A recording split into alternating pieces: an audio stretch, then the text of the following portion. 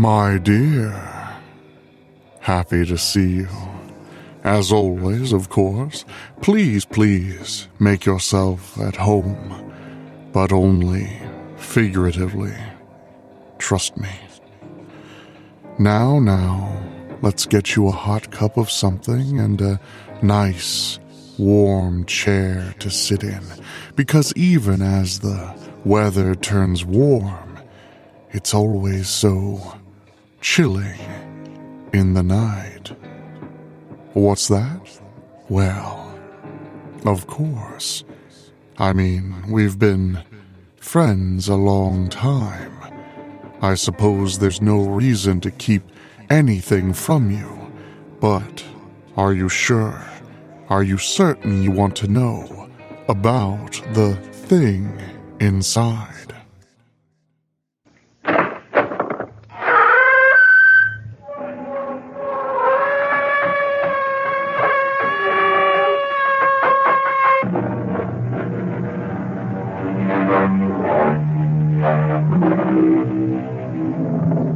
Come in. Welcome. I'm E.G. Marshall. I'm afraid the chairs aren't very comfortable, but that doesn't matter because in just a moment, you'll be sitting on the edge of them. For we'll be bringing you the tale of the thing inside. A strange and potent force sealed up and held in check that cried to be released. And once it was freed, brought terror and death to a whole countryside. Sergeant, what's this all about? Has there been any trouble over at Ezra's place? I guess you could call it trouble, Mrs. Farrar. He was killed last night. He was what? Killed. Murdered. His nephew went over there early this morning and found him. Oh, but that's awful. I thought he was a dreadful man, but... Well, have you any idea who did it? Not yet. That's why I stopped by here to find out if you'd seen or heard anything. Oh, I'm sorry. I wish we could help you, but... Well, how was he killed? It was pretty bad. Whoever did it must have really hated him or else been out of his mind. Because it was done with an axe.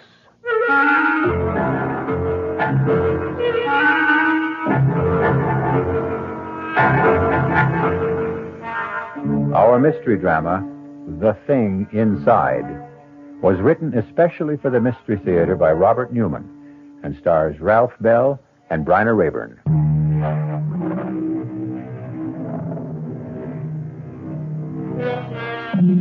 What is evil? Is it abstract or concrete? Does it seek us out or do we seek it? Either way, there is something in all of us that senses its presence. And when we do, most of us draw back from it in fear. But occasionally, for reasons we do not always understand, we are attracted to it and come under its spell, thus freeing it to work its destruction on an unsuspecting world. Our story begins as John and Sarah Farrar get out of their car and walk towards a rather shabby and run-down antique shop in a small New England village. It's not much of a place. No. Still, you never know. Paul's picked up some pretty nice things in places like this. That tavern sign, for instance. That's true. Good afternoon. Oh, good afternoon. Do you mind if we look around? Nope, not at all. You looking for anything in particular? Oh, no, not really. Possibly some dishes. Do you have any white ironstone? Nope, I'm afraid not. It doesn't matter. That's a rather nice painting there. A schooner? Yes, it is. Oh, do you know anything about it? Nope, except that it's American, early 19th century. John, look at this. What? Oh, yes. Did you say early 19th century? Yeah. I don't think so. I'd say it wasn't more than 20 years old, a copy of something earlier. Why do you say that? Because of the condition of the canvas and the varnish. You a dealer? No, I'm a painter. Oh, well, you may be right. I'm sure I am. Oh, hello. Oh, have you found something? Yes. Can you tell us anything about this? Oh, a glass paperweight? Oh, is that what it is? Yep. Yeah, at least I think so. What do you think of it, Sarah? No, it's interesting. Yes, it is. Especially when you hold it up to the light. When you turn the ball, it moves. I've never seen anything quite like it. Neither have I. Paul would probably know what it is. Never mind. How much do you want for it? $5. What do you say, Sarah? Shall we buy it? Oh, I don't know, John. It just looks like a glass ball to me. Well, I like it. I like looking at it. Yes, but $5 for something that may be nothing at all. Well, why do you say it's nothing when I say I like it? Well, because $5 is a lot of money. For us, anyway. You don't have to rub it in. Oh, I'm sorry, darling. I just meant I know that what you meant. If you really want it, you can have it for $3. I do want it. I'll take it. John. I said I'll take it.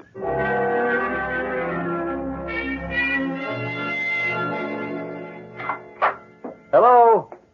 Anybody home? Is that you, Paul? Yes. I'll be right down. Hi. Hello, Sarah. Well, what's all this? Oh, my brother sent me a case of fruit from Florida, and I thought you and John might like some. That's awfully nice of you, Paul. No, not really. I'd never finish it all by myself. Well, I still think it's very nice of you. Thank you. Well, you're very welcome. Where's John? In the studio. Oh, how is he? Oh, about the same. Not very good. Still not working, huh? No. He's trying. He goes in there every day. Well, it's happened to almost every painter at some time or another. You hit a bad period, just can't seem to do anything. He's been... Oh, Paul. I thought I heard your voice.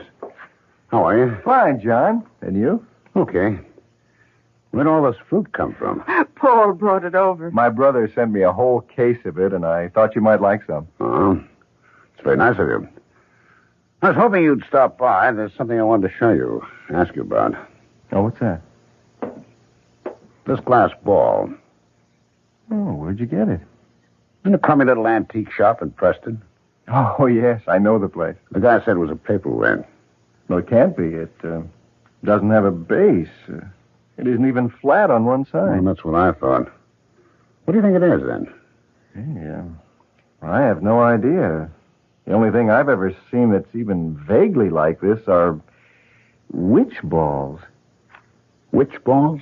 Yeah, you sometimes find them down in Pennsylvania. They're like hex signs, supposed to keep witches away. Oh, yes. It's a very interesting thing. Beautiful piece of glass blowing. Yes, isn't it? Take it over the light and look at it more closely. There's something inside it. Kind of shadow. Oh? I don't see anything. Well, hold it up. Turn it. Oh, you mean that kind of a swirl? Mm-hmm. I think that's just an air bubble or maybe an imperfection in the glass. I don't. I think there's something inside it that the glass was blown around it. Here, give it to me. Oh, John. It slipped out of my hands. Well, it didn't break. Did it crack? No. Look at that. Dropped on the fireplace, and there's not a mark or a scratch on it. Well, that's impossible. Well, look at it. Oh, you're right. I've never seen anything like it. It can't be ordinary glass. I'll tell you what, John. I've got a friend who's an expert, collects paperweights. If you like, I'll take it and show it to you. No. It's not leaving this house. John. Well, I just thought that... I say it's not leaving this house. All right, John. I'm going back inside. I'll see you, Paul. Yes, John. Well, he really has a thing about it, hasn't he? Yes. When did he get it? Oh, just yesterday. I don't like it.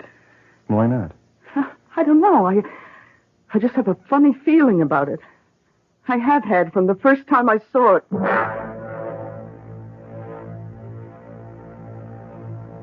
John, can you hear me? What? You can hear me. I know you can.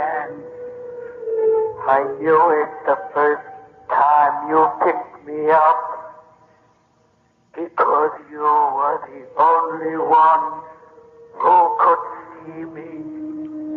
Yeah. You've got to help me. Save me. How? Break the ball and free me. Break? Yes, if you do, you won't be sorry. I'll do things for you, wonderful things. But how can I break it? I dropped it, and it didn't even crack.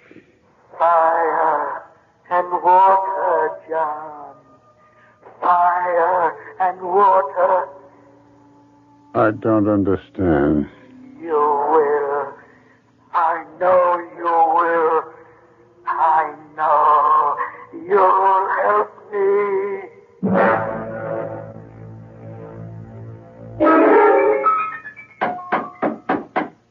Just a second.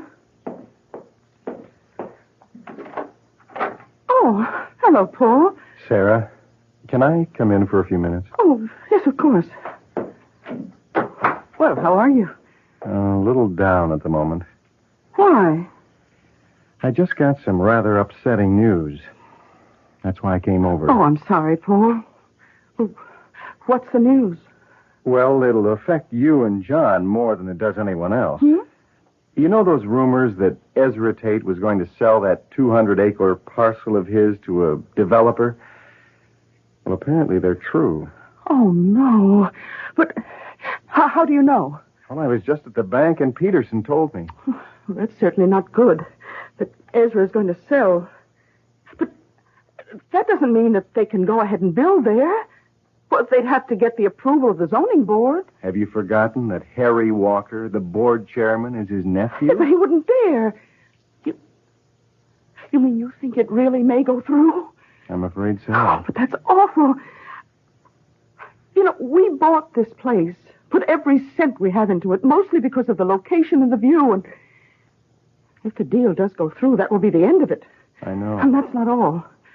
But I wouldn't want to go on living here with a development right under our noses. And I don't think anyone else would want to either. Well, I'm afraid you'd take a bad licking if you tried to sell the place. Well, don't say anything about it to John until we really do know what's going to happen.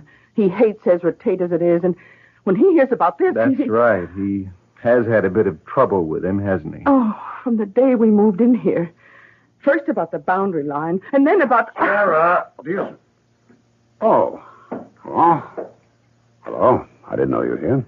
I was just passing by, and I thought I'd drop in. Well, I'm glad you did. As a matter of fact, I was going to call you. Oh, about what? You know that glass ball I showed you yesterday? Yes, of course. If you wanted to break it, really break it, how'd you go about it? Well, why on earth would you want to break it? It's a beautiful thing. Well, yes, it is. But suppose I did want to break it. I really don't know, John. Can you think of any way it can be done with fire and water? Fire and water? Yes. Well, I suppose if you put it in a fire and got it very hot, close to its melting point, and then dropped it into cold water, that might do it. Of course. Thanks, Paul. John, wait. You mean you're really going to... Yes. Why? Because I've got to. I got a feeling that if I do break it, can break it out. What? Never mind. I'll see you, Paul. Don't look that way, Sarah. I know it doesn't make sense, but after all, there's no harm in it. I'm not so sure about that. Why do you say that? I told you, I had a funny feeling about the thing from the first time I saw it. Well, if he does break it, destroy it, that will be the end of it. I wonder.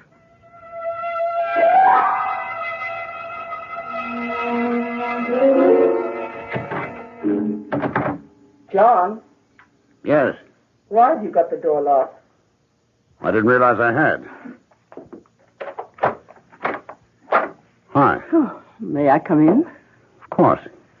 Oh, it's awfully hot in here. I know it's the fire. Oh, yes. Then you're really going to do it? Yes. I've had the ball on the fire for about a half hour now. I was just about to take it out. Darling, I don't like this. I know you don't. What'd I do with the tongs? Over there. Oh, yes. Now, stand back. I'm going to take it out. And drop it in the pail of water? Yes. Come on now. There we are. Darling, be careful. I will. You ready? Yes. Here goes.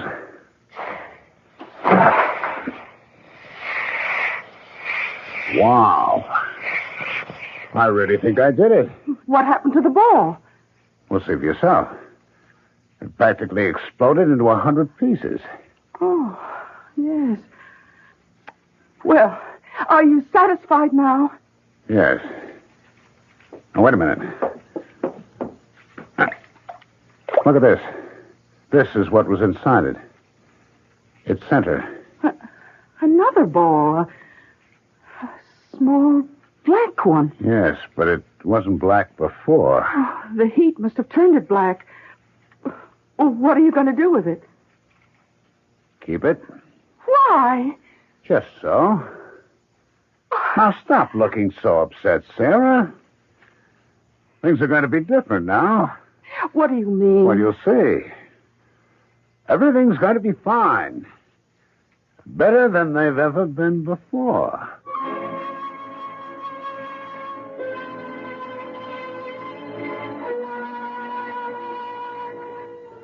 With the help of fire and water, the mysterious glass ball has been broken. And though he should know better, John Farrar seems pleased about it. For there are some things that it is best to leave alone.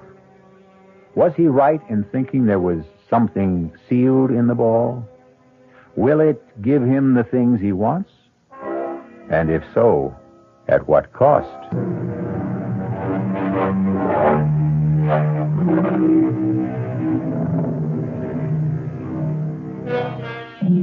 Dusk is a time of uncertainty.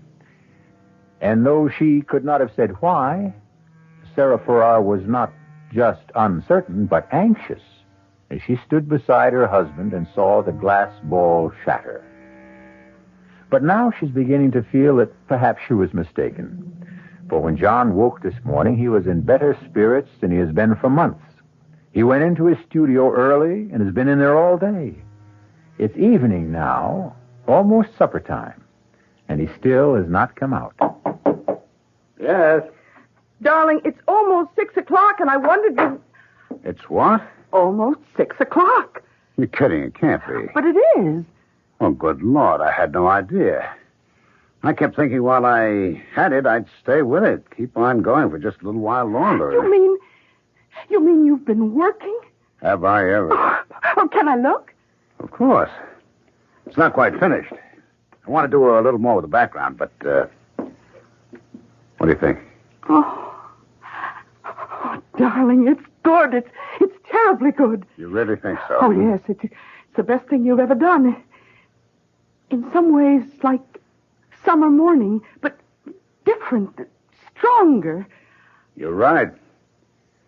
It is something like summer morning, and it is different, but, well, it would have to be, because I'm suddenly seeing everything differently. Feeling differently. It's as if I'd been handcuffed for months, and I was suddenly free. Oh, darling, I'm so glad. Oh, 6 o'clock. No wonder I'm starving. But didn't you have any lunch? I went out around noon. No, I forgot about it. What's for supper? Oh, beef stew. Oh, good. And wine? Well, there's that bottle we were saving for a special occasion. I think this is it, don't you? Oh, I certainly do. Oh, darling, why don't you wash up and... Oh, I'll get it. Hello? Hello, Sarah. Oh, Paul, hello. Well, you sound pretty good. Oh, I feel that way. John finally broke through, and he's working beautifully. Oh, I'm glad to hear it. Oh, you don't sound so good. Is anything wrong?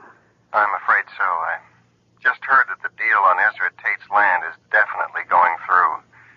The closing's tomorrow. Oh, no. And there's no way of stopping it? None that I know of. Oh, then I guess I'll have to tell John. Tell me what? Are you going to do it now? Yes, I'm sorry, Sarah. so am I, but it can't be helped. Goodbye, Paul.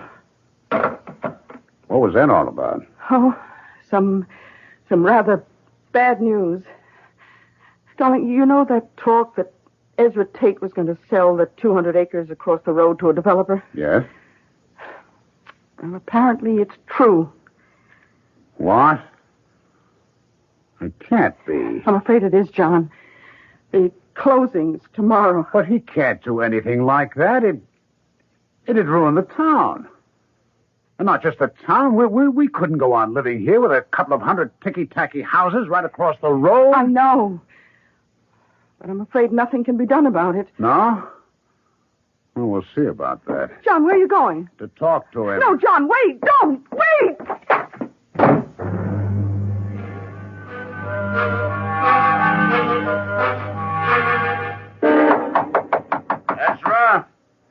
Ezra Tate. Who's there? Who's there? John Farrar. What do you want? I want to talk to you. Well, you can't right now. I'm eating supper. Oh, damn it all, Ezra. It's important. Okay. Okay, just a second.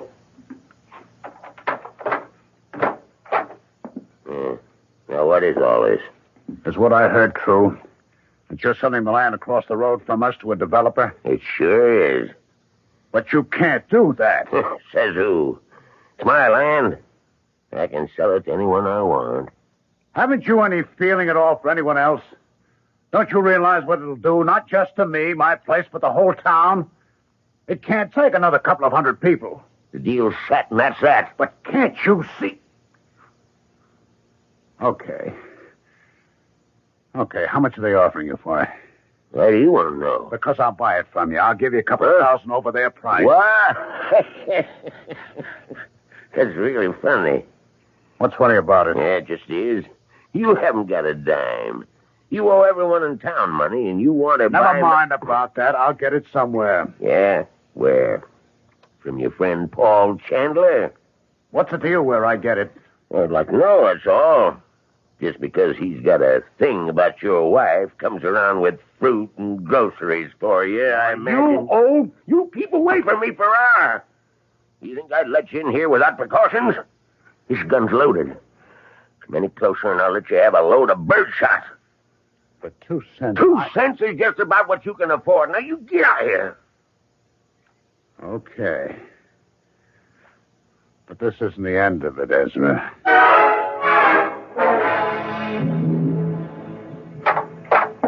Oh, John, thank heaven you're back. I was afraid. Well, what happened? He laughed at me. Oh, you should have known he would. He's a dreadful old man. He's a monster. He doesn't give a damn about anyone or anything. I'd like to see him drop dead. John! Well, I would. But just dropping dead would be too good for him. I'd like to have something really terrible happen to him.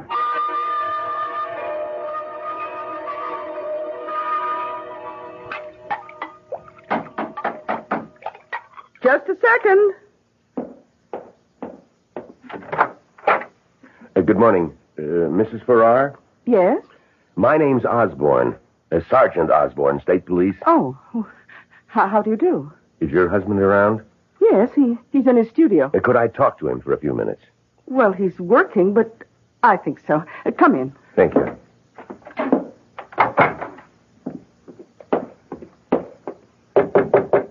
Yes. John, could you come out here for a minute? Okay. What's up? Oh, darling, this is Sergeant Osborne of the State Police. Oh. Good morning, Sergeant. Good morning, Mr. Farrar.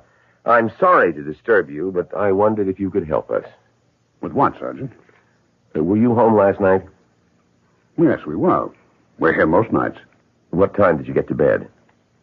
Fairly early. About 10. Yes, that's right. And did you get up for any reason, or did you sleep right through the night? No, we slept straight through. At least I did. What? I was hoping that maybe you'd gotten up, that you could tell me if you heard or saw anything unusual. A car going up the road to Ezra Tate's place, for instance. Well, I didn't. Did you, Sarah? No. We'd had a big day, and I slept like a log. You know Tate, don't you? Yeah, we sure do. I take it you don't like him very much. Well, that's the understatement of the year. We've had nothing but trouble with him since we moved up here. Sergeant, what's this all about? Has there been any trouble at his place?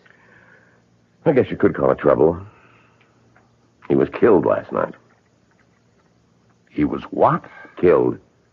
Murdered. His nephew went over there early this morning and found him. Oh, but that's awful. I thought he was a dreadful man, but... Have you any idea who did it? Not yet. That's why I stopped by here to find out if you'd seen or heard anything. Oh, I'm sorry. I wish we could help you, but... Well, how was he killed? It was pretty bad. Whoever did it must have really hated him or else been out of his mind. Because it was done with an axe.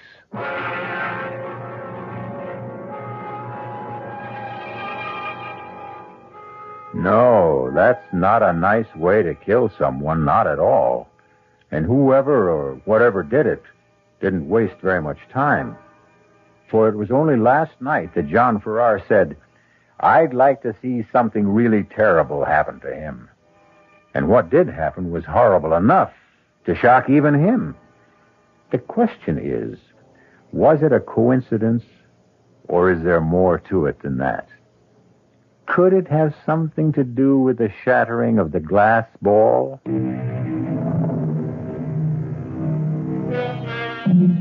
There is a finality to death, even the death of the unloved and unmourned, that we all find sobering, for it reminds us of our own mortality. It's late afternoon now, and Sarah Farrar is in the kitchen of the old farmhouse when a car drives up, stops outside. She goes to the door, opens it. Hello, Paul. Hello, Sarah. How are you? Well, I've been better. I gather you heard the news then. About Ezra? Yes. Who'd you hear it from? The state police. One of them stopped by this morning. He wanted to know whether John or I had heard or seen anything last night. And had you? No. We were both pretty tired. John had been working like a maniac all day, and we slept right through. I see. How's John? Well, of course he's upset. It's a scary thing when something like that happens so close by, and you don't know who did it or why. But he'll get over it. I hope so. I've been worried about him. Why? Well, he certainly wasn't in very good shape the other day. That whole involvement of his with that glass ball. Oh, that.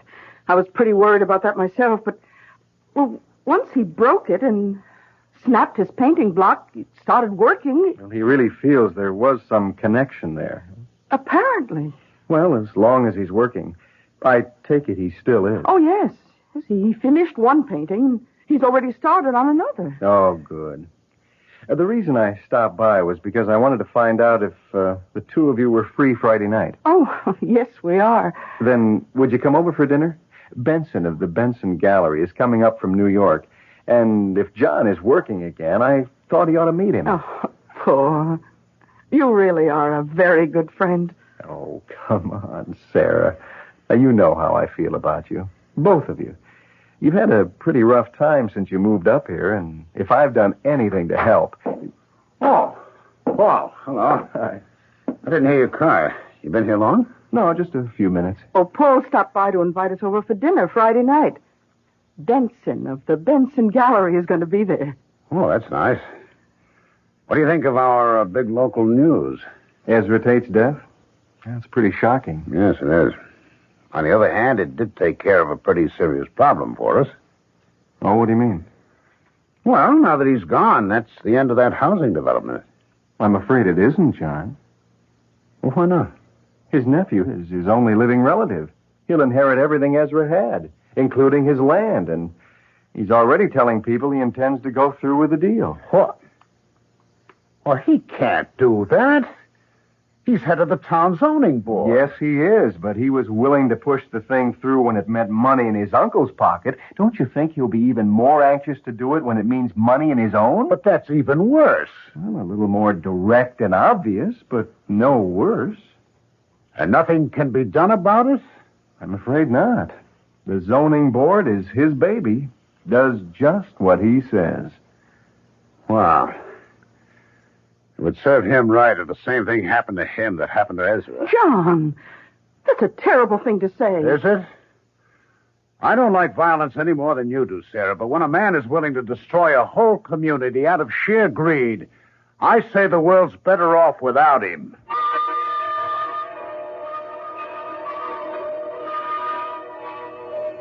John? John? Oh, you are in here. Oh, yes, of course I am. Why? Well, I couldn't imagine what had happened to you. You said you were going into work for just a half hour or That's so. right. What time is it?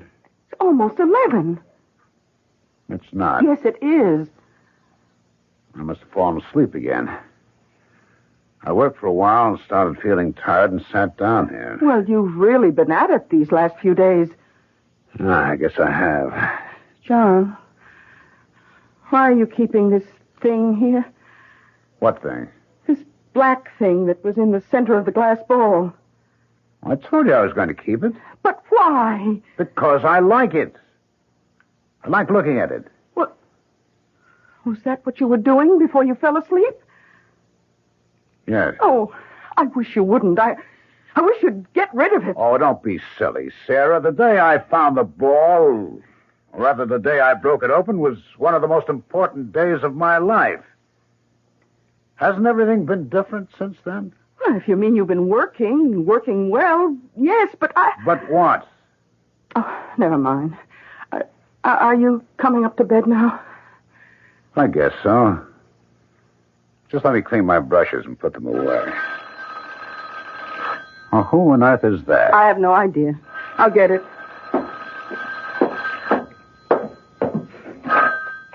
Hello? Hello, Sarah. Did I wake you? No, Paul. I was upstairs reading. I just came down to see what was keeping John. Is he there with you? Oh, he's in the studio. Why? Well, I wasn't sure whether I should call or not, but I finally decided I would. Sarah, I've got some more news that's just as shocking as the last. Harry Walker was killed tonight. What? Where? And how? In his home. His wife was out, came back, and found him dead in the kitchen. Oh, no. And they don't know who did it? Not any more than they do who killed Ezra.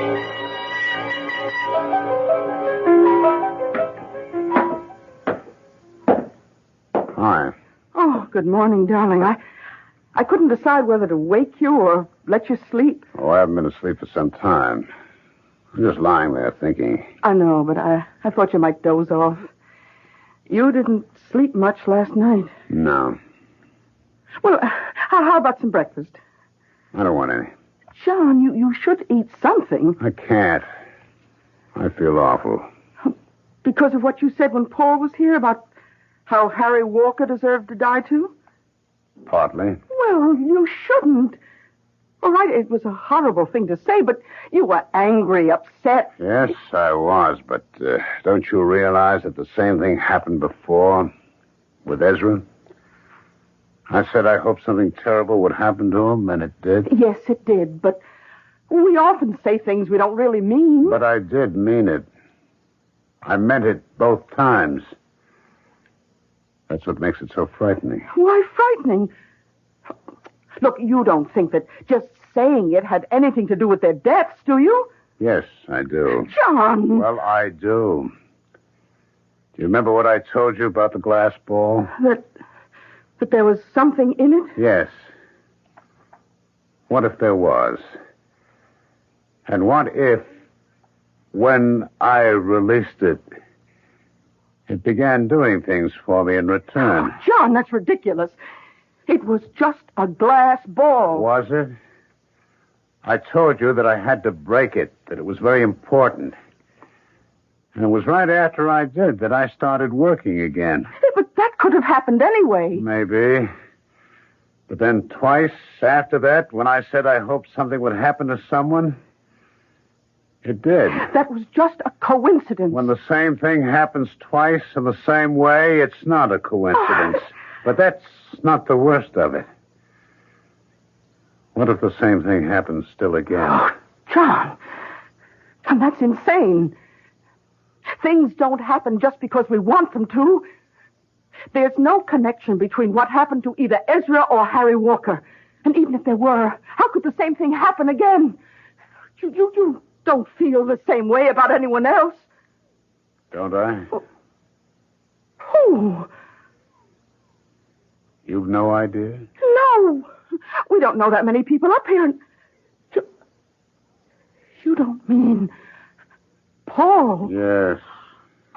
Good old Paul. Who's always doing things for us. Only it hasn't been for us. It's been for you. He's in love with you, isn't he? Oh, John.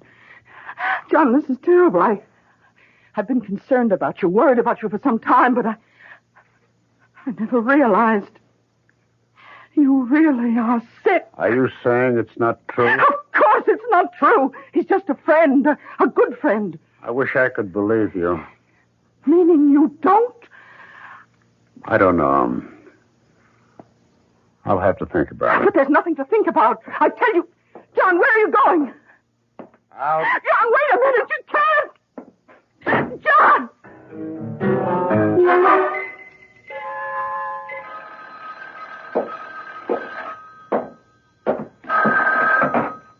Hello? Oh, Paul, it's me again. Any sign of him? No, Sarah. But it's been over 2 hours. Well, you said he didn't take the car. If he walked, it would take him some time to get over here. Not this long, Paul. I'm scared. I told you what he said. I know, but I don't think there's anything to be concerned about. The longer he has to think about, the more chance there is that he'll realize it's ridiculous. But suppose it's just the opposite.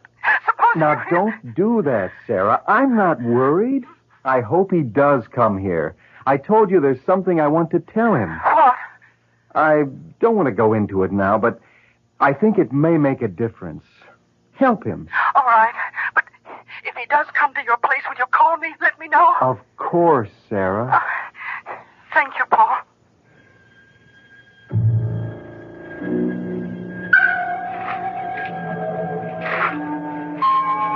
A friend, she said. Just a good friend. Can I believe her? He's been there all the time, whenever we needed him. No, not just when we needed him. Whenever he could do anything to help. Why? There's only one way to find out.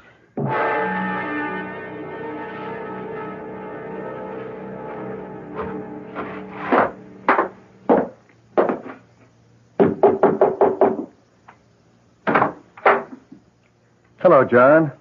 I've been expecting you. Have you? Yes, Sarah called.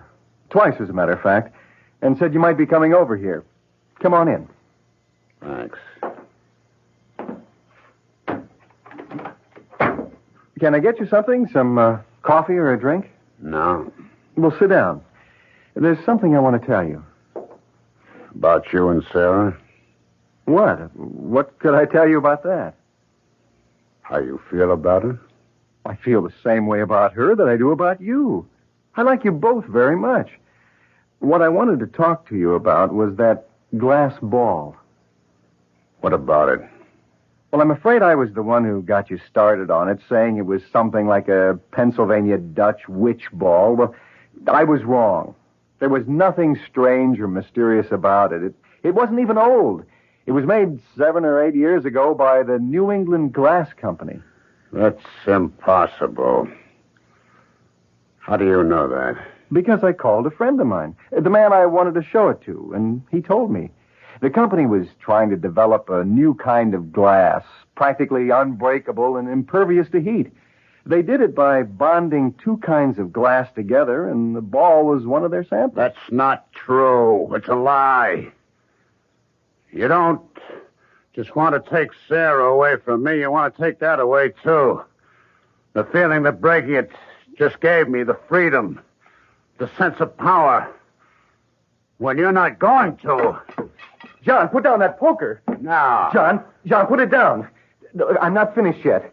I'm not denying that something happened to you after you bought it, but I think I can explain that, too. Now, look, when you brought it home, you used to sit and stare into it, didn't you? Yes. Well, don't you see what could have happened?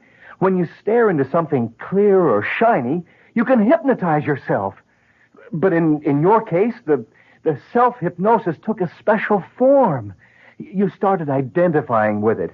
And when you finally broke it, you released something. Not in the ball, but in yourself. Released what? Lies. Everything you've been saying has been a lie. It hasn't, John. It's been the truth, John. Keep away from me. No, I came over here to find something out, and I have. You're no friend of mine. You never were. John. Who's that? I don't know. Well, don't open the door. John, now stop that. Whoever it is must know we're here. I've got to. Paul, I'm warning you. Mr. Chandler? Yes? I'm Osborne, State Police. Is Mr. Farrar... Oh, yes, I see he is. Good morning, Mr. Farrar. Your wife said she thought you might be here. My wife? Yes, we stopped by at your place first. Mr. Farrar, would you come with me? Where? To headquarters. We'd like to talk to you. About what? Several things, but mostly about where you were last night about 10 o'clock. 10 o'clock? But that was... That was what? About when Harry Walker was murdered. How do you know that? Because Paul called us shortly after that and told us.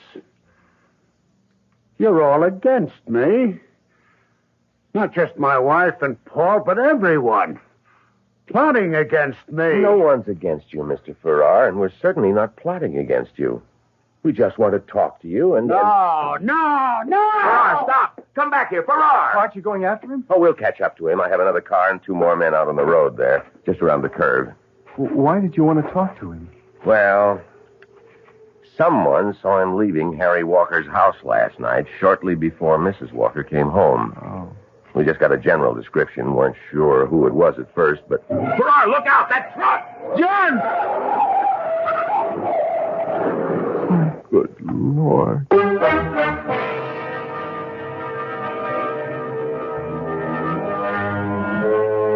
Seek, and you shall find. John Farrar came to his friend's house seeking what? The truth, he tried to tell himself. But the truth was exactly what he did not want to hear. Not when it stripped away his illusions and did not confirm his jealous imaginings. And so he found what we find so often when we reject the truth and everything else of value. Death.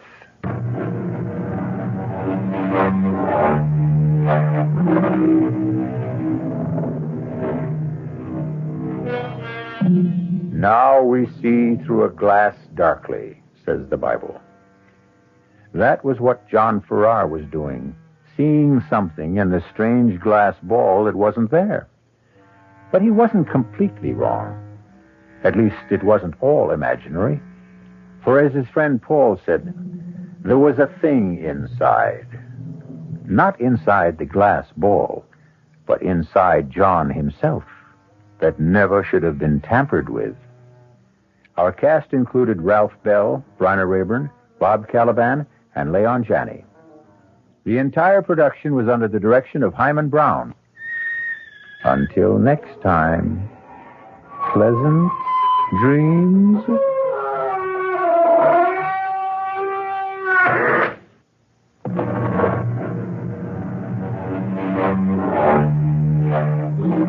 Mystery Theater program was furnished by the CBS Radio Network.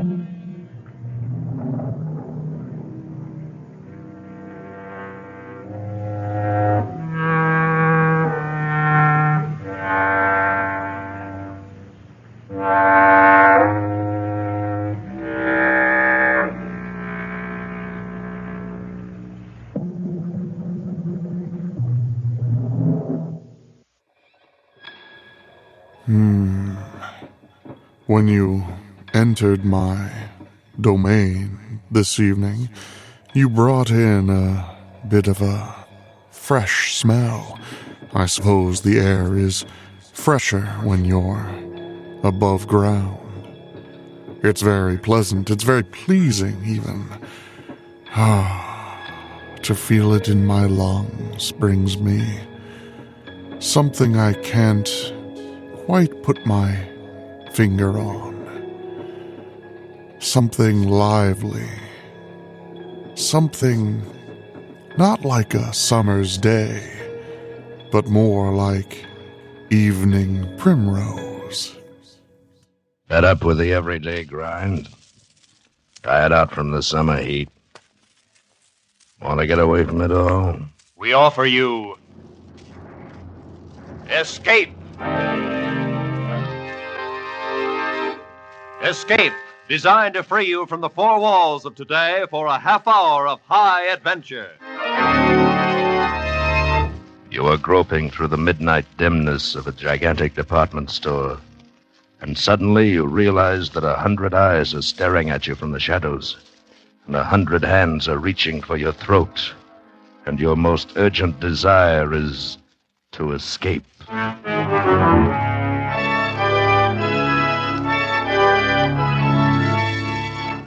Tonight, we escape to a fantastic world of night dwellers, as John Collier imagines it in his eerie story, Evening Primrose.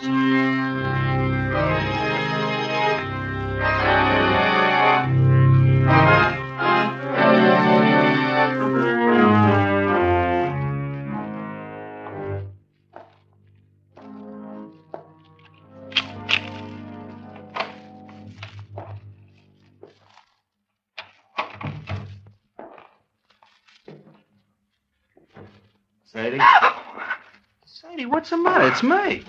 Oh, you nearly scared me to death. What do you mean coming in so quiet? Well, I didn't mean to scare you. I thought you'd be asleep. I didn't want to wake you. Oh, Sam, I'm so glad you're home. Hey, what's the matter? Oh, it's terrible. You gotta do something, Sam. What's terrible? It's this. Just look at this. What's terrible about that? Looks like an ordinary pad of paper to me. Yeah, that's just it. That's just what I thought. But it's got writing in it. Oh, it's awful. Now, wait a minute. Maybe you better tell me what this is all about. Well, today I went shopping at Bracey's department store. Yeah? I needed some writing paper, so I picked this up. It was on top of the pile. So I bought it and I brought it home. But tonight, when I opened it, I found it's got writing in it. Well, that's nothing so terrible. Just take it back tomorrow and make him give you a new one. Nah, you don't understand. It's what's written in it that's so terrible. What do you mean, what's written in it? Here, you gotta read it. Sadie. No, right now. Now read it. Look, Sadie, I'm tired. I've been bowling all evening. Please, Sam, please, just read it. But for Pete's sake... Sam. Oh, all right. October 13th. Today, I made my decision. I decided to say goodbye to the world. To get out, leave, break away. And I have done it. Sadie, Go on, read. And now I am free. Really free. Yes, I am free at last.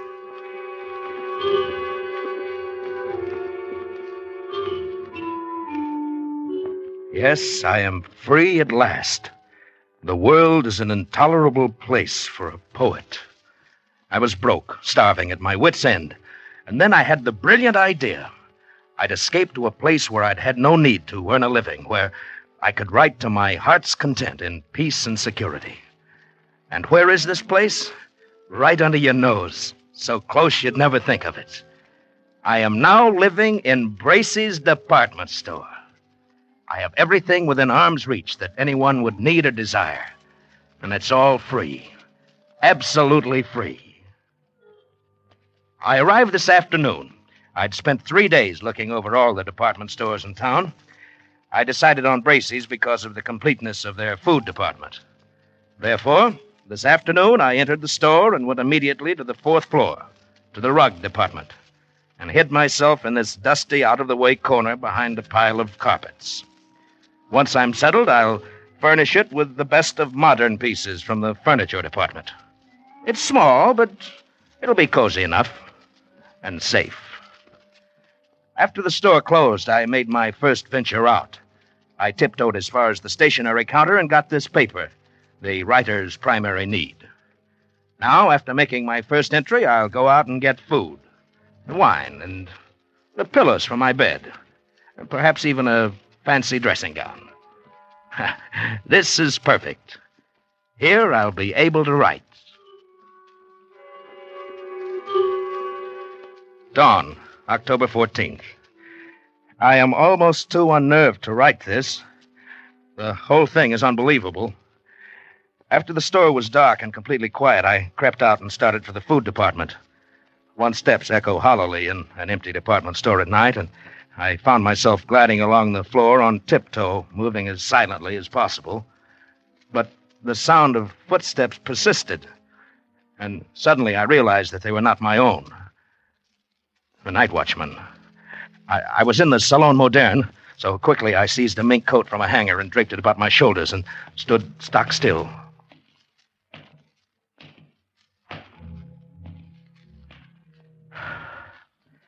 I could have reached out and touched him, but he passed without so much as a glance. I started to smile, but the smile froze on my lips. There was someone else here. I was looking straight into a pair of eyes, large, flat, luminous, inhuman eyes 12 feet away. They belonged to a creature dressed as a man, but he was as pale as something found under a stone. His hands hanging motionless at his sides looked more like the fins on a fish than human hands. And then he spoke. Not bad for a beginner. I'm sorry. I didn't know anybody else lived here. Oh, yes, we live here. It's delightful. We? Yes, all of us. Don't you see? Look around you. I looked around and saw nothing. I looked again and saw an old one come clambering out from behind a clock. And there were 3 elderly ingenues, incredibly emaciated, pale as lace, almost transparent, simmering before a perfume counter. And a chintzy lady swam out from the curtains and the drapes. Then they came swarming thick around me. Pale, thin, wispy, moving silently, fluttering like gauze in the wind, whispering. It's close to the sun. We see. Detective, send for the dark men. Send for the dark men. They were pressing around me, clawing, holding me, their pale faces contorted with venomous and human hatred. I was paralyzed. All I could do was repeat over and over again, I am not a detective. I'm not a detective. I'm not. A burglar, then. Hold him, carry him to the place. Send for the dark men. Stop. Let him speak. I am not a detective or a burglar. I'm a poet. But what are you doing here? I've renounced the world. I came here to live where I could be alone, away from the world. Why didn't he come over to us? He's just like us. He must meet Mrs. Vanderpant. Mrs. Vanderpant, she's coming now. I followed their eyes toward the balcony, and the hair on my neck rose again. There, coming down the wall, like an ancient spider, clambered an old lady, wrinkled and crackled and emaciated. She must have been at least 80, a shadowy matriarch. And the things around me bowed and scraped as she reached the floor and floated toward us. Oh, what's going on here? Where is that stupid girl? What's keeping her? Oh, Mrs. Vanderpant. Well, what is it? Who's this, Mr. Roscoe? Mrs. Vanderpant, may I present Mr. Huh? Oh, Snell. Charles Snell. Yes, Mr. Snell. He's a poet. He has come here to live. Oh, he has he? That's what he says. And I believe him. Well... He avoided the night watchman quite neatly. For a beginner. Thank you. Very well. We shall see.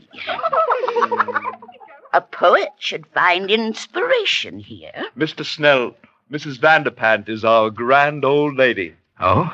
I am quite the oldest inhabitant here, Mr. Snell. 3 mergers and a complete rebuilding. But they didn't get rid of me. Oh, where is Ella? Where is my broth? She's bringing it, Mrs. Vanderpant. It will come. Terrible little creature. She's our foundling, Mr. Snell. She's not quite our sort. Oh, is that so? I have been here, Mr. Snell, ever since the terrible times of the 80s. I was a young girl then, a beauty, they said. I'm sure. And poor Papa lost his money. Braces meant a lot to a young girl in those days. So when I wasn't able to have a charge account, I came here to live. That's better than a charge account. I was quite alarmed when others began to come after the crash of 1907. But it was the dear judge, the hello. colonel, Mrs. How do you do? Bilby. How are you? Mrs. Bilby writes plays. Oh? And comes of an old Philadelphia family. You'll find us quite nice here, Mr. Snell. I'm sure I will. And, of course, our dear young people came in 1929. Their poor papas jumped from skyscrapers. They couldn't bear to be without charge accounts either. But you mean all these nice people live here? Oh, and many more. You shall meet them all later. Oh, here comes Ella with my broth. Come here, you stupid thing. Mrs. Vanderpant is waiting, Ella. Yes, ma'am. Yes, sir. I'm coming as fast as I can. Oh, here. On the table over there, Ella. Now be careful, don't spill it. Oh, but she's young. Well, of course she is a little younger than most of us. She's different. She's beautiful. That's right, old fellow. She's really not our sort. Oh, you shouldn't say such things. She can hear you. Oh, that doesn't matter. Mrs. Bilby, please. Mr. Snell, you will understand these things better after you've been here for a while. But it seems to me Mr. Snell, we have certain rules here. They are necessary for our survival. I'm sure you won't find it hard to observe them. Well, yes, but I should advise you that you try. If you do not, it would be most unfortunate, Mr. Snell. Most unfortunate for you.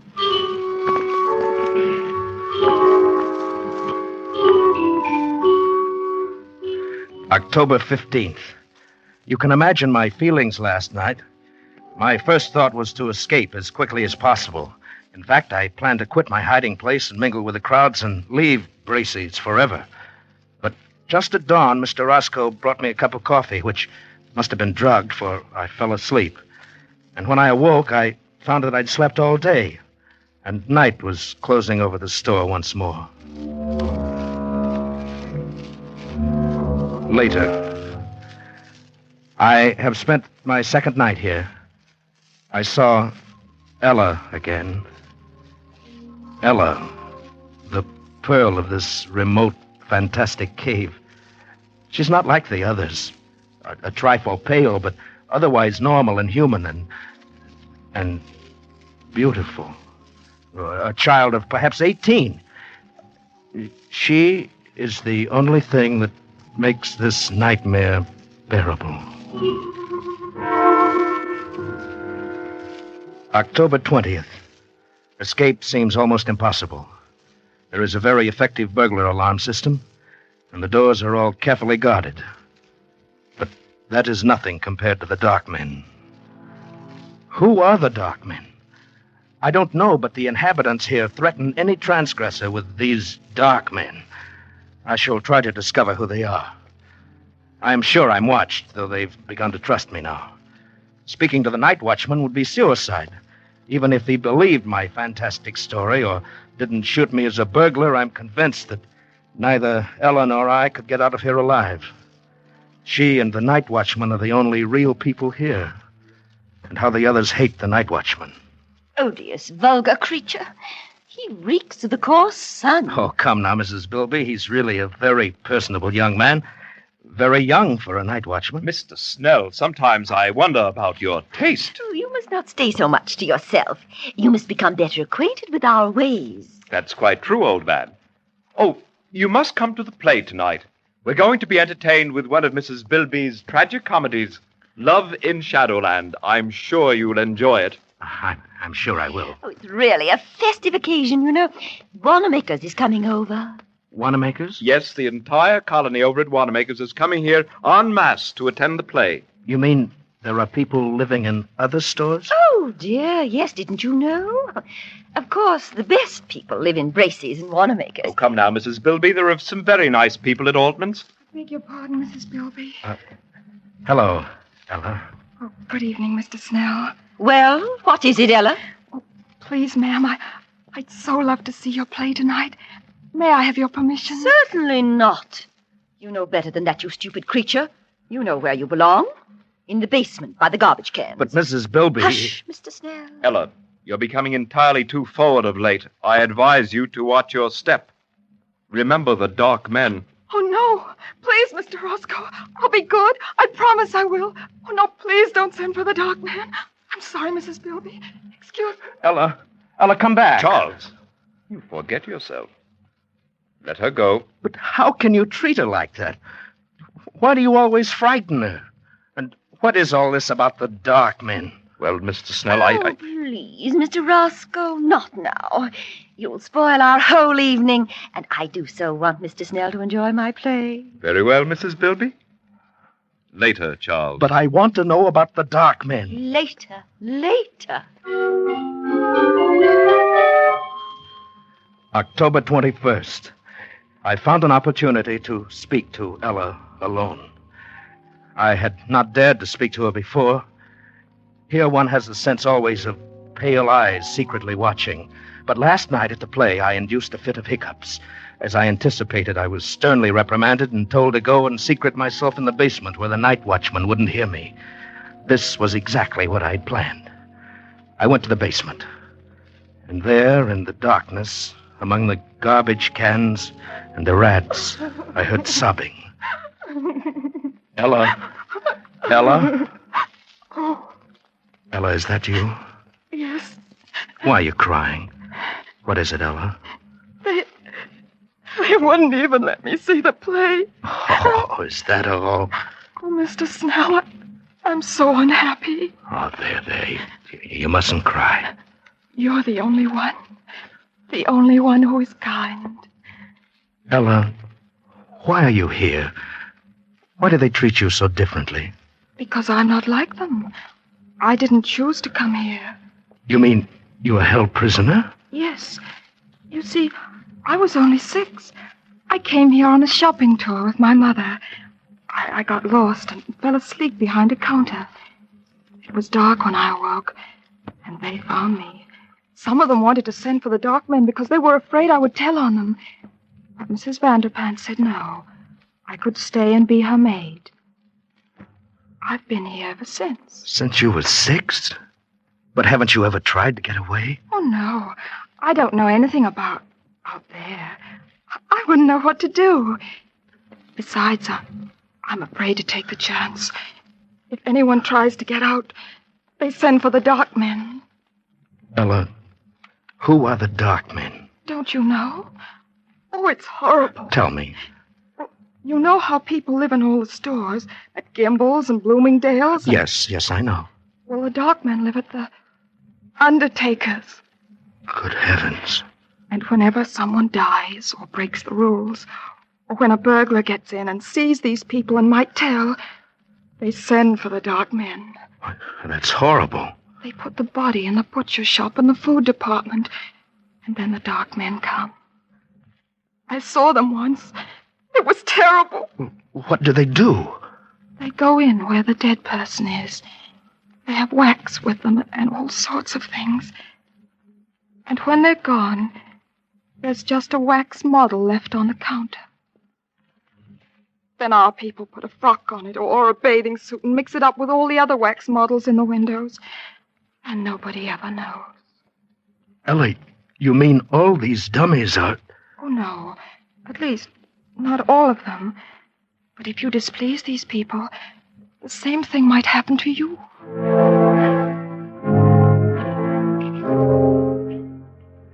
October 30th. I've not kept up my journal. Writing has been out of the question. Once more, I'm frozen with terror. Not for myself now, but for Ella. They hate her. Any time they might turn against her and send her to the dark men. My mind is filled with her. I dream of her every day. I lived to see her at night. We've managed it several times. They trust me now and let me roam about without interference. And finally tonight I met her again and said it.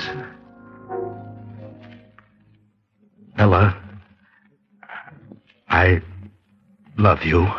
Charles. I love you, Ella. Let's get married, or whatever they do here, and then we can live together in my home in the carpet department. They wouldn't dare hurt you then. Charles. Oh, don't look so dismayed. If you like, we'll go away from here. Maybe we can get transferred to Bergdorf Goodman, overlooking Central Park. Don't, Charles, don't.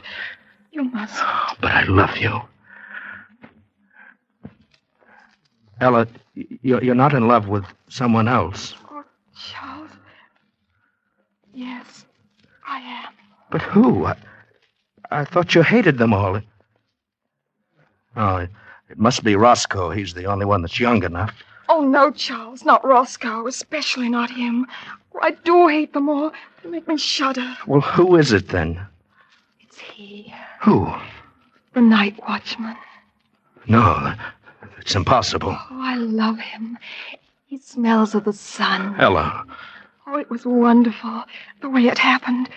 Don't tell on me, Charles, or they'll punish me. Oh, no. I was careless. And there he was, coming around the corner in the ladies' lingerie department. I was caught. There were only some wax models in their underthings. There was nothing else to do. I slipped off my dress and stood still. I see. He stopped near me. He looked at me. And, oh, Charles, he spoke to me. He said, "Say, honey, I wish they made them like you on 8th Avenue." Oh, Charles, wasn't that a lovely thing to say? Personally, I should have said Park Avenue. Oh, Charles, don't get like these people here. It doesn't matter what avenue, Charles. It was just a lovely thing to say. But what can you do about him, Ella? He belongs to another world. Yes, to 8th Avenue, and I want to go there. Charles, are you really my friend? Oh, yes, of course I am. Then I'll tell you. I'm going to stand there again in the lingerie department so he'll see me. And then? Perhaps he'll speak to me again. Oh, Ella, you're only torturing yourself. Oh, no, because this time I shall answer him, and he'll take me away. Take you away? Oh, no, Ella. I couldn't bear that. You don't love him. You only think you do because you think he'll take you out of here. But you don't know that he will. And I will, Ella. I've made up my mind. No, Charles. I couldn't let you do it. Even if I loved you, you couldn't do it, Charles. Why not? Because you really belong here. You've become one of them now. Ella, you mustn't say that. It's true. And, Charles. What? I've got to go. There's someone watching us. I feel it. Wait, Ella. Goodbye, Charles. No, Ella, come back. Ella! Please, old fellow, you'll arouse the night watchman. Roscoe. Yes? Love can be very upsetting, can't it? You heard? Just the last moment or so. Very touching. I was rather surprised. And yet it's understandable. I've been attracted to Ella myself. We're still young, you know. And so she loves another. Too bad, old fellow. Who could it be? Could it be that I am the cause of your heartbreak? You flatter yourself too much, Roscoe. Then who? The old judge? Certainly not. The colonel? Hardly. None of those. Not one of the customers. The staff? She loves the night watchman. Can you imagine that? She loves the night... Oh. Roscoe, I shouldn't have said that. It's not true. At least I don't think it's true. You wouldn't... You said you loved her, too. You wouldn't do anything... Tell anybody. This is a secret between us, between friends, isn't it? Of course, old man. As secret as the grave. She's young. Perhaps he'll leave and she'll forget him. In time, who knows? Perhaps she will learn to love you or me. Of course, in time. And we'll figure a way to keep her safe here. Absolutely safe. Now, don't you worry about it. Well, it's almost dawn. Time for bed. Good morning, Charles.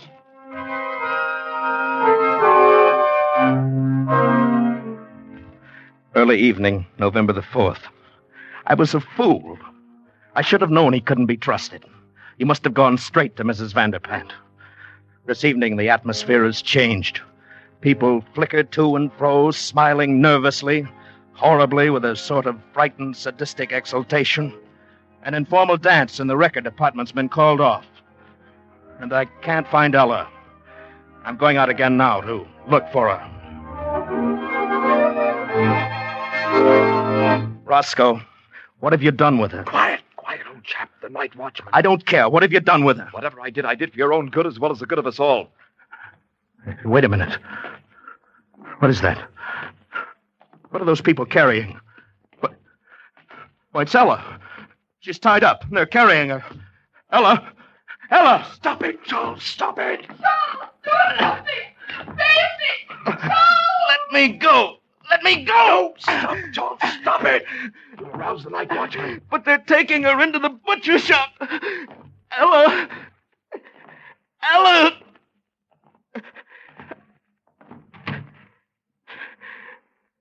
Ella! Yes, Charles. Those are the dark men.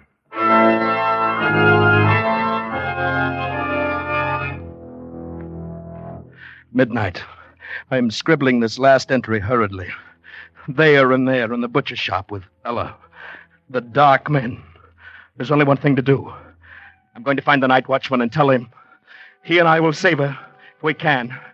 And if we're overpowered, well, I will leave this pad on the stationery counter. Tomorrow, if I live, I will recover it. If I do not, whoever finds this and reads it, look in the windows. Look for 3 new wax dummies. 2 men, one rather sensitive looking, and a girl. She has blonde hair and blue eyes, and her nose turns up a little. Look for us. And then find them. Smoke them out. Exterminate them. Avenge us.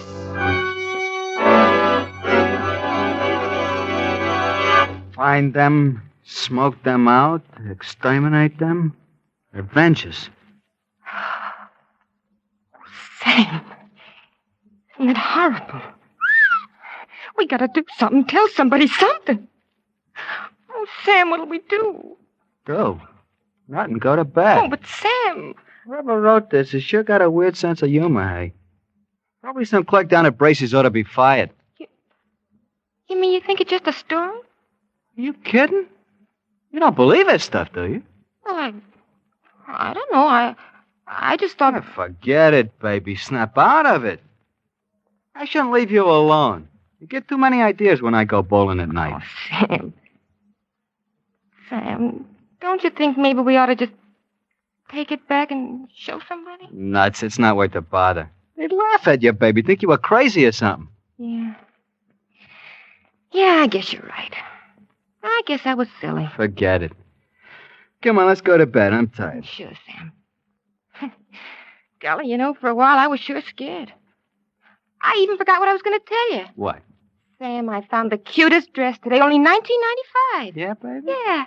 It was in the window at Bracy's. It was on a beautiful little wax model with blonde hair, with blue eyes, and a sort of turned up nose, and there were 2 men standing.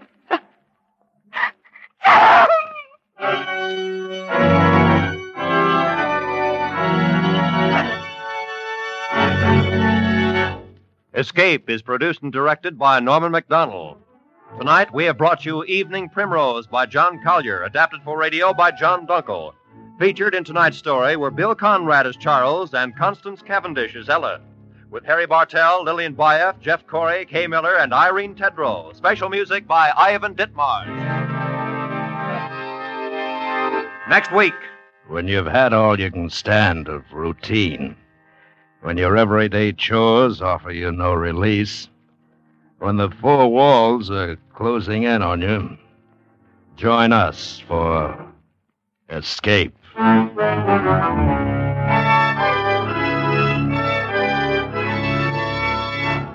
Good night, then, until this same time next week, when once again we offer you Escape.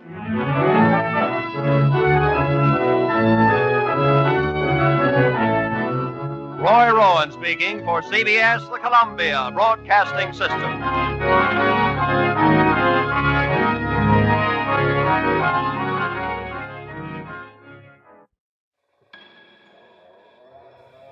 Well, my dear, as the evening stretches further and further into the abyss, I suppose I'd like to think about getting away just a little bit. I don't do it very often, to say the least. To go to a chalet or to a cabin or even just on a boat. Something about new places, new experiences is very intoxicating, although I don't know. Perhaps I'll make my way to Philomel Cottage.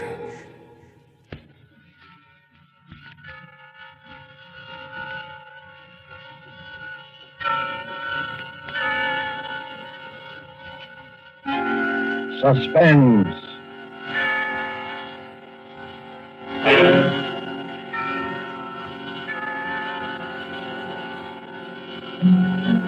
This is the Man in Black, here again to introduce Columbia's program, Suspense.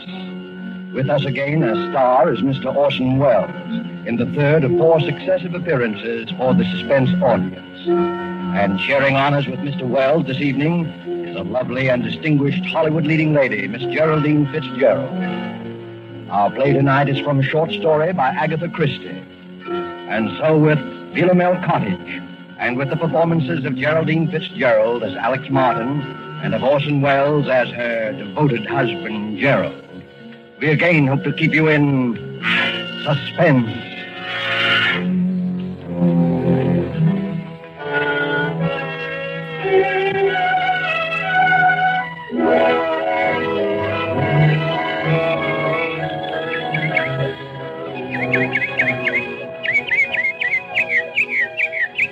Philomel Cottage. What's that, Alex? I was just reading this sign over the gate. What does Philomel mean? Are you joking? No, really.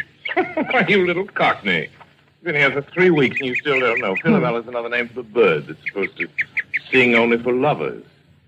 You've been hearing it every twilight. Oh, nightingale. Of course. That sign, Philomel Cottage, is the main reason I wanted this place for us.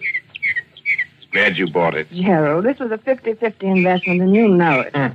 50-50, £1,000 from me and 2 from you. What else could we do?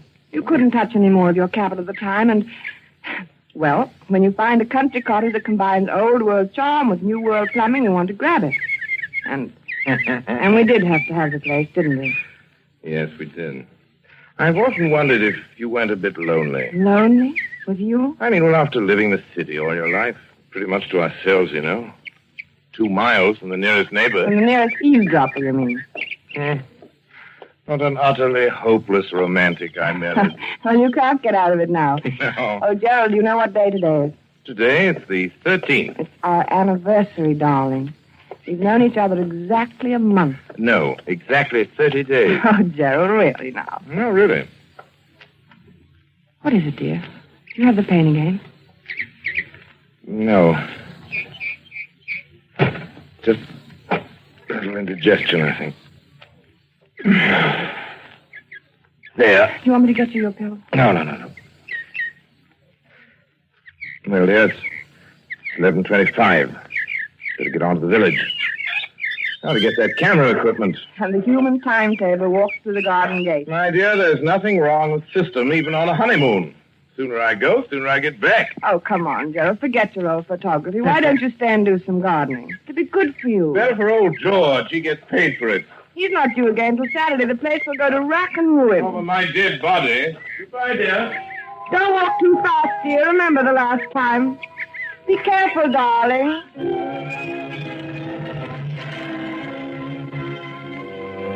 Be careful.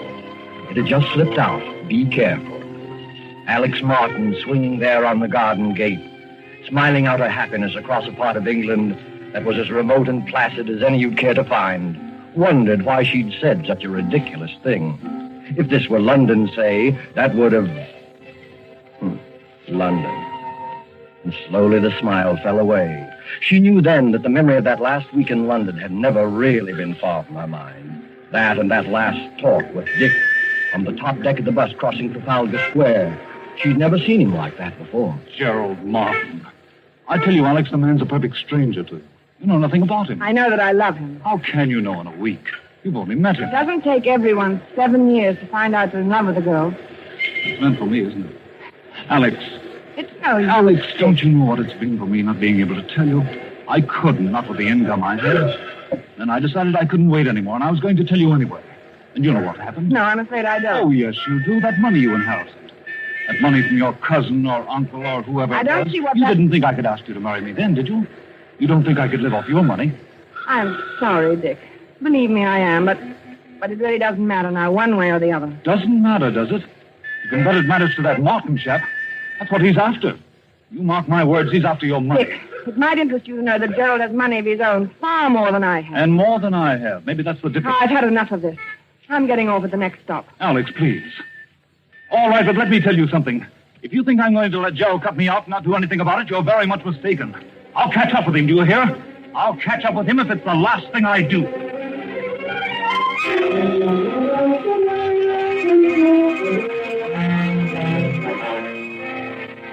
I'll catch up with him if it's the last thing I do. To Alex, that threat of just 1 month ago was merely a heat-of-the-moment outburst of hurt pride. And yet as she leaned on the gate of Philomel Cottage, it kept echoing in her mind. What swept it away, what brought her back to the rustic idyllic happiness of her life with Gerald Martin, was the ring of the telephone inside the cottage. Who could be calling? Couldn't be Gerald. Gerald had hardly had time to get beyond the turn in the road. Except if something had happened to him. If he'd had another attack. Maybe one of the villagers was trying to call to say that he... Well, she hurried then, and her hand shook a trifle. Hello? Alex, this is Dick. What? Who did you say? Dick? Why, Alex, what's the matter with your voice? I wouldn't have known it. It's Dick. Dick Wonderford. Oh, well, where are you? At the Traveler's Arms. That is the right name, isn't it? Or aren't you acquainted with your village pub? Do you mean you're here? Yes, I'm on a holiday doing a bit of fishing. Any objection to my looking up you two good people this afternoon? Oh, no. No, you mustn't. Why, Alex. I beg your pardon. Of course, I won't bother you if you'd rather I did. I'm sorry, Dick. I only meant that we'd be away this afternoon. Won't you come this evening? Thanks very much, but I'll probably be away by then. Depends upon whether a pal of mine turns up or not. Goodbye, Alex. Goodbye, Dick, and I hope that... Best of luck.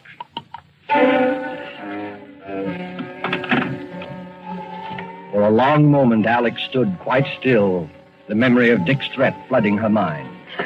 She walked across the spacious oak-beamed living room, and by the time she reached the side porch, she'd made up her mind. Much as she hated deceit, she would say nothing to Gerald of Dick's call. She stepped out into the garden, and for the second time that morning got a surprise. There, big as life, was her gardener, busily trimming the hedge. Why, George. I thought we agreed that Saturday was your day here. I thought as how you'd be surprised, Mrs. Martin.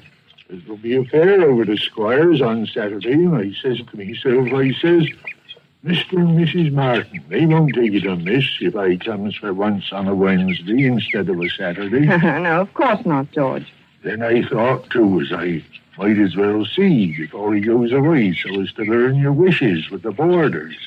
Before I go away? To London tomorrow. Me? Going to London tomorrow? Where did you hear that? Met Mr. Martin down the village yesterday. He told me you were both going away to London tomorrow. And it was uncertain when you'd be back again. I didn't... Now, don't tell me you and the master is disagreeing already. Hmm? Oh, no, naturally not. The trip just slipped my mind. Get on with your work, George. Listen, never could understand why anybody'd want to go up to London, though. Like Mr. Ames, what used to have this house.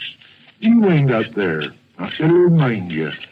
Yes, and after fixing up this place like he did, with taps all over everywhere, well, you're going to take a loss, I says to him when I sees the place up for sale. Ain't everyone as well you're fed for washing ourselves in every room in this house in a manner of speaking. But George, he says to me, he'll get every penny of £2,000 for this house. And sure enough, he did. He got 3,000. 2,000. Some he was asking was talked of at the time. Very high figure it was thought to be. No, George. You see, I gave 2 and, well, it really was 3,000. Yeah, you don't tell me that Mr. Ames had the face to stand up to say 3,000, brazen like, in a loud voice. He didn't say it to me. He said it to my husband. I guess I'll do some spading now. The price was 2,000.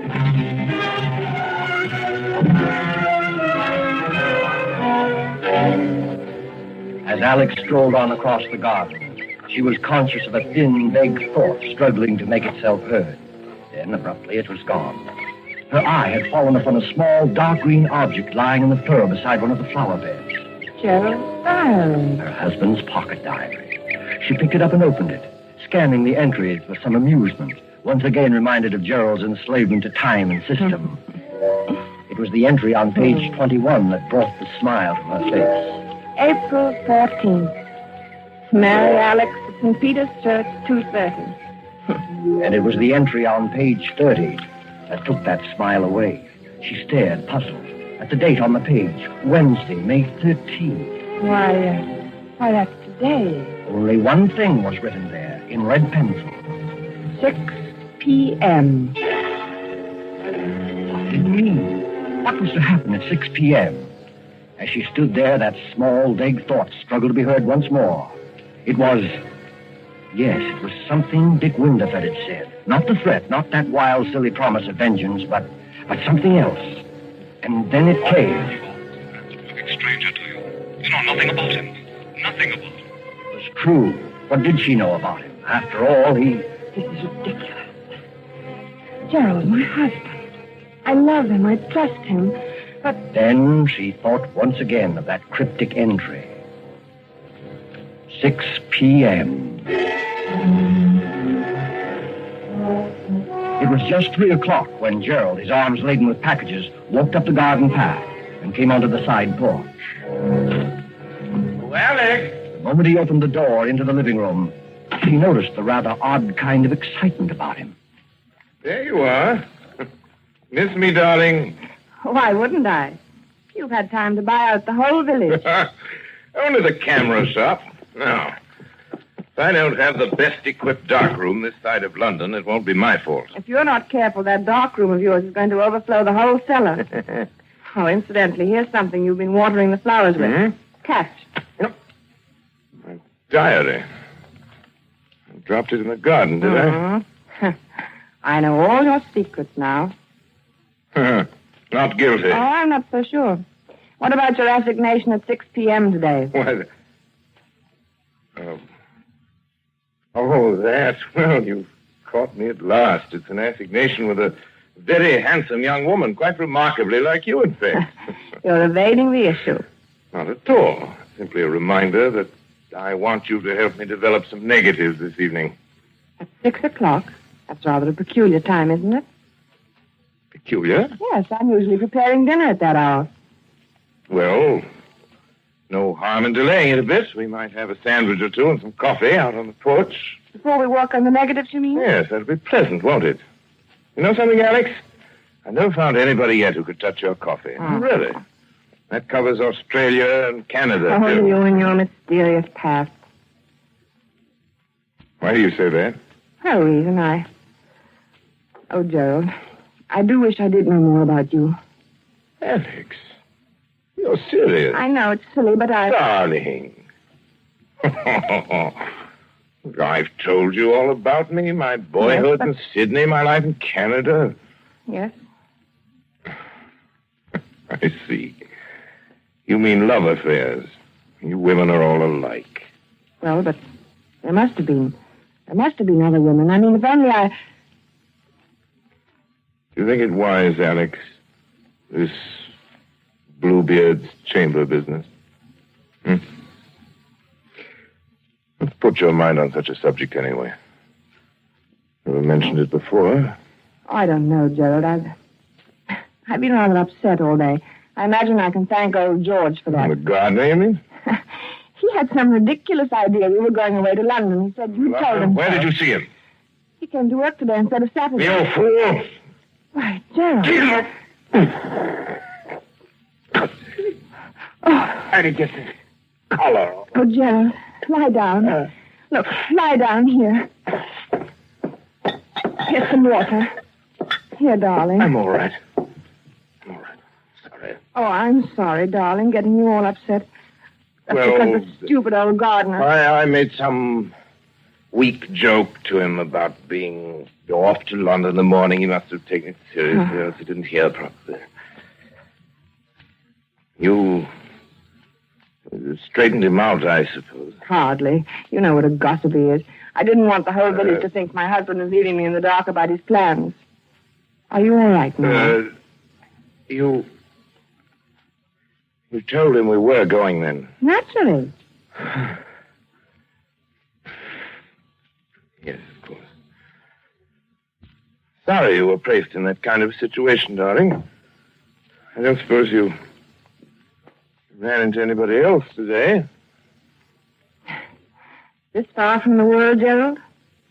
It isn't very likely, is it? Gerald. No, not another word. No, not another word. You aren't yourself now. It's quite plain. I want you to have a little rest. You'll be right as rain by 6 o'clock. Must you do those photographs tonight? After all, you don't seem so well yourself. Dear, when one sets a time to do something, one should stick to it. The only way to get through one's work. All right, up with you. Upstairs to your bed now. Very well, dear. I'll be getting things arranged in the dark room.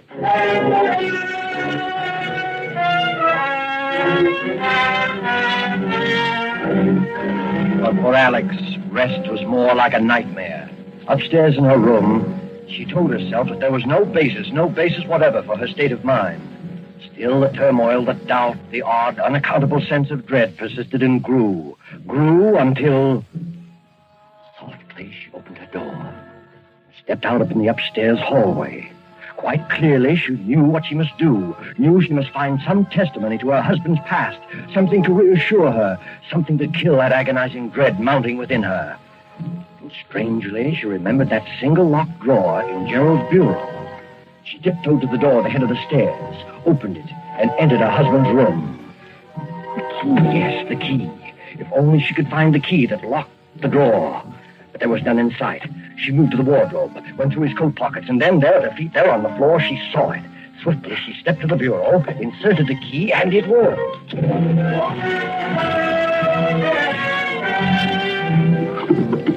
Alex Martin opened the drawer, looked down upon a small packet of letters tied with a light blue ribbon.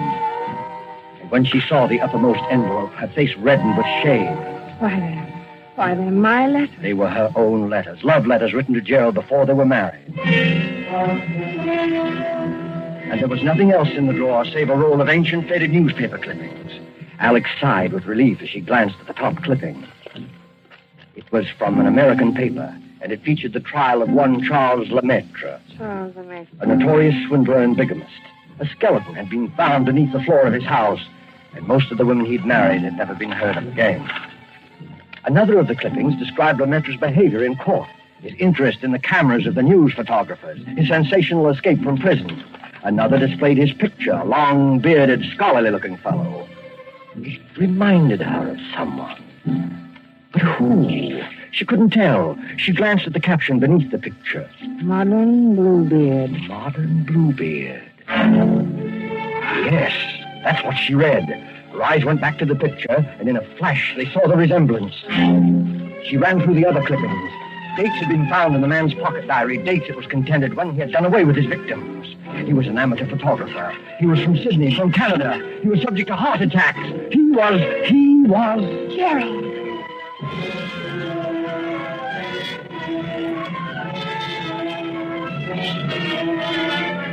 The room whirled around her. Dick had tried to warn her. Dick had been near her that morning. She turned him away. It was then that she noticed the sound. She turned toward the bright new pipe in the corner running up through the room. From below, near its base, something was striking that pipe, as though someone were... That was it. As though someone were digging. The matron was preparing the dark room for the latest one of his victims. 6 o'clock. That was the date, 6 o'clock. Less than an hour from now. Suddenly, all the jigsaw pieces shot into place. The money paid for the house, her money only. The bond she'd entrusted for his keeping. Suddenly, she heard no sound. The digging had stopped. She must have escaped from this house at once before he came up. Mr. Clifford, right back in the door. Don't lock it, don't bother, just get away. She rushed to the door, out to the hall, and stopped frozen.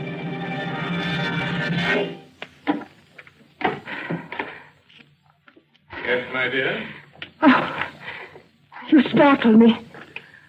I was just trying to find your nail file. Were you, dear? Well, that's nothing to look so guilty about now, is it? Better come on down. Getting late, you know. Gerald, I... Just have time to make the coffee and sandwiches. Before we do the pictures, that is. I'll be right down, darling. Oh, but we really mustn't delay, must we? Coming, Alex? Very well. Now, that's better.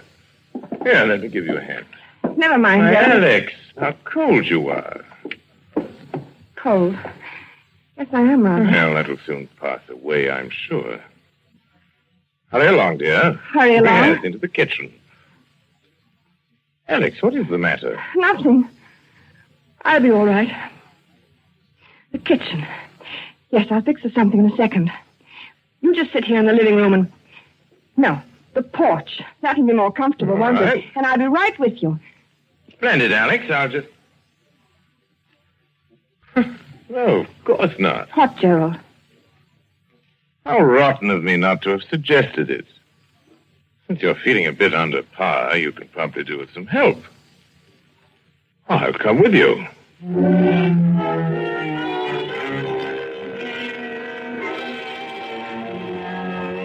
She knew then that some way, somehow, she must get word to Dick Winterford. The fact that he might be gone by now, the memory of him telling her so, she resolutely put out of her mind. There must be no more panic. She must be in utter control of herself. Alex, carrying the coffee out to the porch, glanced at the clock upon the mantel. 10 minutes till 6. Her very life hung by those next 10 minutes, by her ability to think coolly and swiftly, because standing beside her was a man as determined as he was insane. A pity you're so abstracted, my dear. What? Why do you say that? Well, because you're missing the loveliest sight you're ever likely to see again. Look out beyond the garden. First soft shades of twilight. Twilight. Over Philomel Cottage. Now, I say, Alex, you are below par. What do you mean? First time you've ever slipped on the coffee. You must have talked in the entire canister. I'll be more careful after this. Oh, dear. That reminds Alex, me. where are you going? Nothing to get excited about, Gerald. I forgot to order meat for tomorrow. I'm just going to phone the butcher. The butcher this time of evening? He generally stays late on Wednesdays. I'll be right back, darling. Don't shut the door, Alex. It keeps the insects out of the living room. You're not afraid I'm going to make love to the butcher, are you?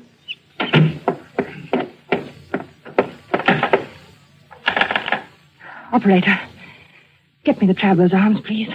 Hurry. Hello? Traveler's arms? Mr. Winterford, please. What? You don't know if he's still there? Well, see, won't you? It's most important. Don't let me disturb you. Well, darling, you do. I hate anyone listening when I telephone. But I do, Gerald, truly. You're quite sure you're really calling the butcher? Why, as a matter of fact, I'm not sure. What? What I mean What are you is, talking about? I'm afraid I've got the wrong person. A perfect stranger. Don't understand. Someone I know nothing about. You know nothing about, then why don't you hang up? Here, what's at the end of that wire? Hello? Hello? Dead. All right, my girl. Might as well get started. We're late now. Late? Precisely 3 minutes past 6. Why, Gerald, it won't be 6 o'clock for 8 minutes. Look at the clock there on the mantel. I don't go by that relic. I go by my own Gerald, wristwatch. listen. Stop pacing and listen to me. Well? I don't feel up to it tonight. I'm upset. I'm tired. Alex, I promise you, you won't be a bit tired after it's over. I'm not going to wait 1 minute longer. I won't do it. Come along, I'm not Alex. coming with you. Come along. No. I'll carry you there. You will, you hear? You will. I've got something to tell you. Something to confess. Confess? Yes, to confess. Something I ought to have told you before. I've had my secret past, too. Former lover, I suppose. In a way, but something else. You'd call it... Yes, I expect you'd call it a crime. Crime? You? Yes. I don't believe it. Yes. You better sit down, Gerald. There. I told you I'd never been married before. That wasn't entirely true. There was a marriage. When I was 22, he was an elderly man with a little property. I induced him to insure his life in my favor. At one time, I was a nurse with access to a number of poisons. There's one poison, a white powder. You know something about poisons, perhaps? No, I know very little about them. This one is very much like... It's absolutely untraceable. Any doctor would give a certificate of heart failure, and that... No, I can't tell you. No. Another time, Gerald. Another time. Now, I want to hear. How did you get him to take it? How did I get him to take it? Yes. Well, I always made his coffee for him. Coffee? Yes. One night I put a pinch of this poison in his cup.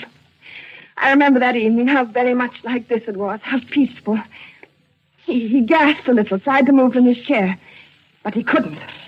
Presently, he died. How much was the insurance money? About £2,000. I speculated. I lost it. It was over 2 years before I married again. He was a much younger man, quite well off. There was a will in my favor. He liked me to make his coffee, too, just as my first husband had done. I make very good coffee. Alex! It was the same, along about twilight. Alex! I remember it perfectly. How nervous and upset I'd been all day, wondering if it would turn out all right. Coffee? But it did. It was the same as the other. He just sat there in his chair, and he died. Our village doctor pronounced it heart failure. Alex! My husband did have a weak heart, you see, and that helped a great deal. Alex, listen! That netted me over £4,000. I didn't speculate. Coffee! That's why I tasted that way. You devil, you poisoned me! You poisoned me! Yes, I poisoned you. And already the poison is working. You see? You can't move from your chair. You're lying. You're lying. I'll kill you! You can't move. You're helpless. I'll kill you.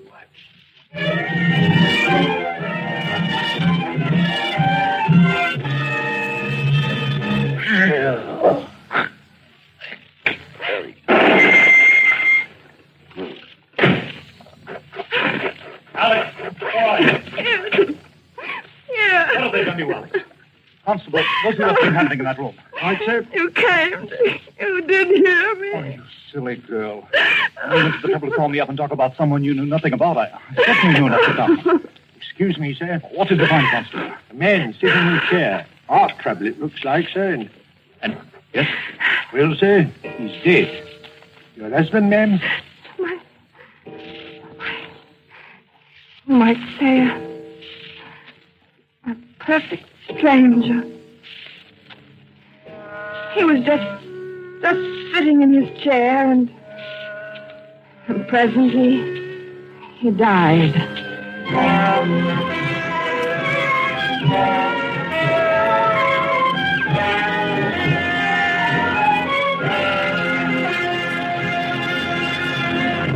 And so closes Philomel Cottage, Agatha Christie's story of love from a stranger, starring Geraldine Fitzgerald and Orson Welles.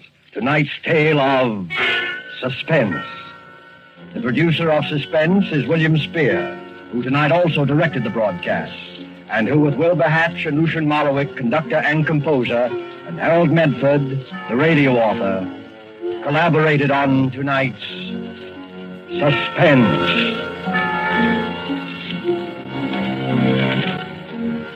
This is CBS, the Columbia Broadcasting System.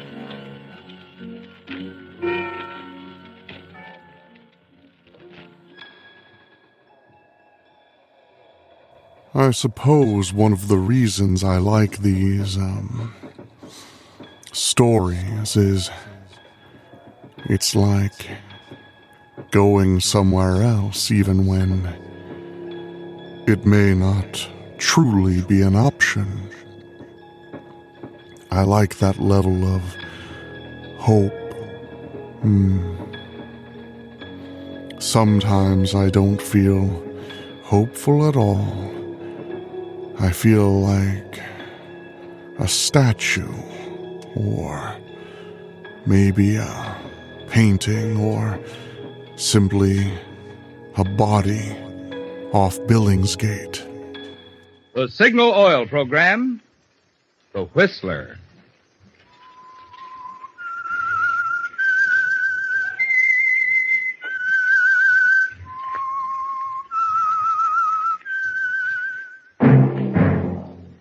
That whistle is your signal for the Signal Oil Program, The Whistler.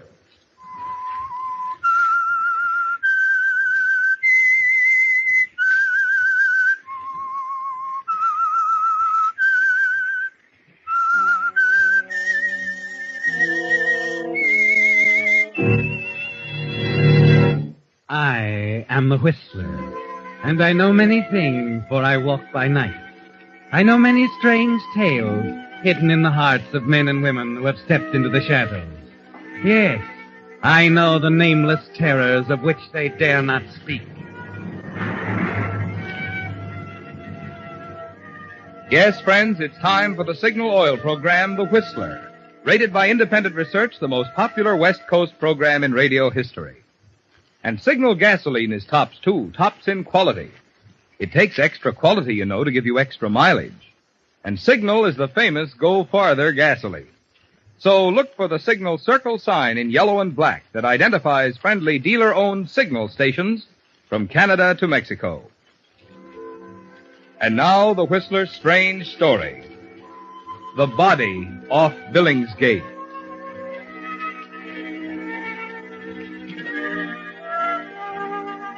It was a grim scene there on the dock at Billingsgate, with the early morning fog swirling eerily around the three figures bending over the shapeless mass on the planking.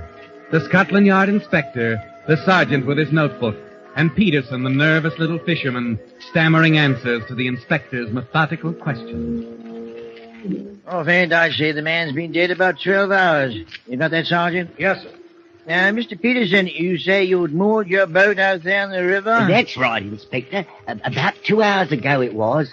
Then as I was coming in the small boat here, I spotted the body in the water. I see. Nearly ran into it, I did. Any idea who he is, Inspector? Looks like an American. Blow on the head, Sergeant. Blunt instrument. Put that down. Yes, sir. Now, let's have a look in his pockets. Blow on the head. How do you suppose a poor bloke come to this? Gangster affair, probably. Most of the gangsters seem to end up this way. Well, what is it, Inspector? A check for £5,000 from the Barclays Bank. Signed by Wilfred Greenwood. Stay here and look after things, will you, Sergeant? Yes, sir. Medical examiner will be up shortly. I'm going over to have a talk with the manager of that bank. Yes, sir. Blimey, what a way to die. How do you suppose You heard what the inspector said, man. Blunt instrument.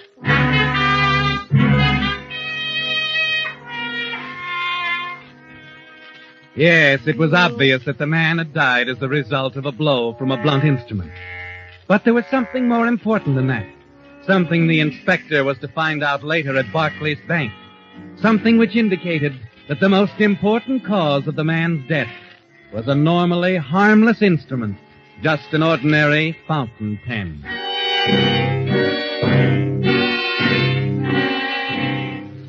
It had been more than a month before, in a fog like this one, that Victor Milton groped cautiously toward the glowing yellow rectangle of an outdoor telephone booth in the murky darkness, Yes. listening. Yes, operator. I want to put through a trunk call to London, please. That's right. Hurry it along, will you? No hurry, John. Victor! Cancel the call. Hang up. What the deuce? Vic, I didn't know you were in Leeds. I thought you... Thought I was in London, I know. Who are you calling? Just a friend, Vic. Don't hand me that. You're the boy who's been tipping off the opposition, aren't you, Greenwood? You're wrong, Vic. I've nothing to do with it. 2 weeks since you joined the organization. 2 weeks since the other mob has been knocking off our trucks. Funny coincidence, isn't it? No. Wait a minute, Vic. I can explain. You can begin by telling me who you were calling in London. I told you, just a friend. Quit stalling. I got a train to catch. Who was it, John? You better talk or I'll... No, you won't. Drop it. Drop that gun. Tell me who you were... Calling. No. I won't tell you, Vic. I'll kill you. Give me it. Get back down. There, that's better. Vic, don't do it. Don't!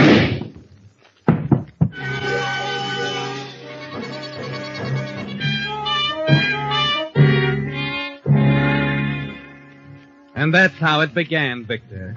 With a young man named John Greenwood dead at your feet at a public telephone booth in Leeds. You bend down quickly, take his wallet and gun, and hurry off into the night. It's 3 blocks to the railroad station, and the train's due in 5 minutes. You stop for a moment on a bridge over a canal near the station, drop in the gun and wallet, and then hurry up onto the station platform.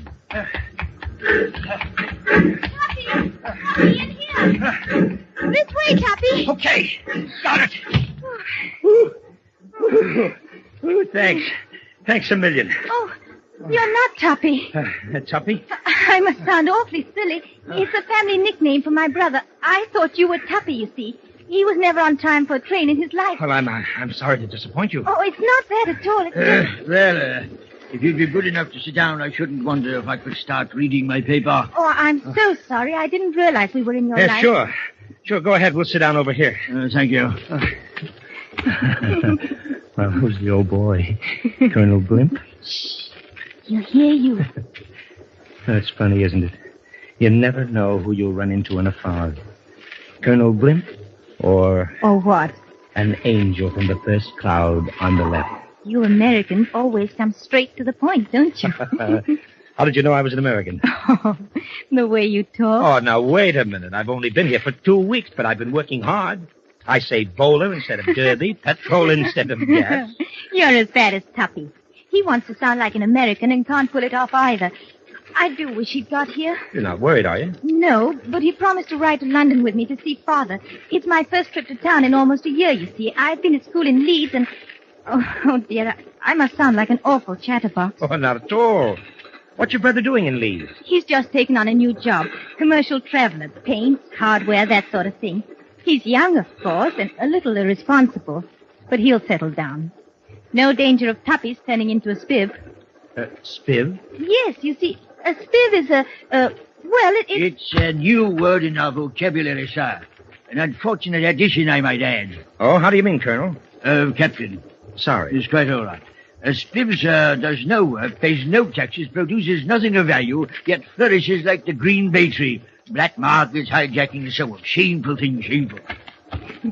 Well, now you know what a spiv is. Serves me right. When did we get to London? Around midnight. Oh, wonderful. I'll see you home. Oh, I couldn't. Really. Oh, not another word now. After all, I have to do something useful now and then. What do you think I am, a spiv?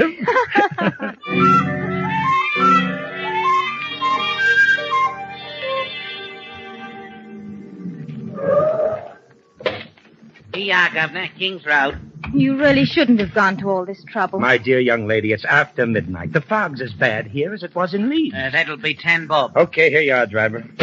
Careful in the fork now. It's a better. I'm certainly grateful to you. It's the first time I've been here, you see. Father just moved in last week. Oh, I see. Well, think your father's still up? I'll be insulted if he isn't. He knows I'm coming. Hillary! Father! Oh, it's so good to have you home, my dear. And Tuppy? Oh, I'm afraid I'm... Tuppy missed the train, Father. I thought I'd better see your daughter home, sir. It's a little late for her to be out alone. Well, thank you, young man. Come in, won't you? Thank you. Now, Hillary, don't you think you'd better... Oh, the telephone. Make yourself at home, will you? Hillary, I'm sure the young man can do the spot of brandy. Well, now, see here, it's pretty late. Perhaps I'd better be going. Nonsense. You heard what Father said. Drunk call from Leeds. That must be Tuppy with some excuse or other. Don't be too harsh with him, Father. Do you prefer brandy or whiskey, Mr.? Yes. Good heavens, I don't even know your name. We've come all this way and we haven't even been introduced. I'm sorry. My name's Milton. Victor Milton. Well, how do you do, Mr. Milton? I'm Hillary. How do you do? Yes, I'm listening, officer. What is it, Father? What's the matter? I see. Identification from the coat? Yes, I'll catch the first train north. Thank you. Thank you very much. Goodbye. Father, what's happened? Is it Tuppy? That was the police up in Leeds. He's not in another scrape. Not anymore. He's dead, Hillary. What? His body was found in the fog by a telephone booth. Been robbed. I can't believe it. I'm awfully sorry. I guess you two want to be alone. Yes. Thank you for seeing Hillary home, Mr. Milton. If there's anything I can do... Awfully kind of you, Mr. Milton. Our name is Greenwood. Greenwood? Wilfred Greenwood. My son was John. John Greenwood. We always called him Tuppy. Robbed? But why would anyone rob him? He never had anything. He never... I think it was something else, Hillary.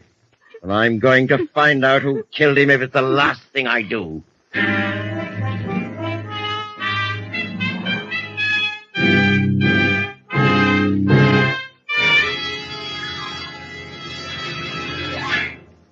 With the prologue of The Body Off Billingsgate, the Signal Oil Company is bringing you another strange story by The Whistler. But now I'd like to ask one of the ladies here in the studio a question. Did you serve iced tea for supper? Iced tea? Of course not. In this weather, we prefer a hot drink. Precisely. And just as you choose a different diet in cool weather, remember your car needs a different cold weather diet, too, if you want to keep performance up and wear down. Just what do you mean by a cold weather diet for a car? Well, first of all, the transmission and differential should be drained and refilled with the correct winter grade of Signal gear lubricant. If your front wheel bearings and speedometer cable haven't been repacked for 5,000 miles, now is a good time to tend to that. And, of course, for a sweeter running motor, the old oil should be drained and replaced with the correct winter grade of Signal Premium Motor Oil.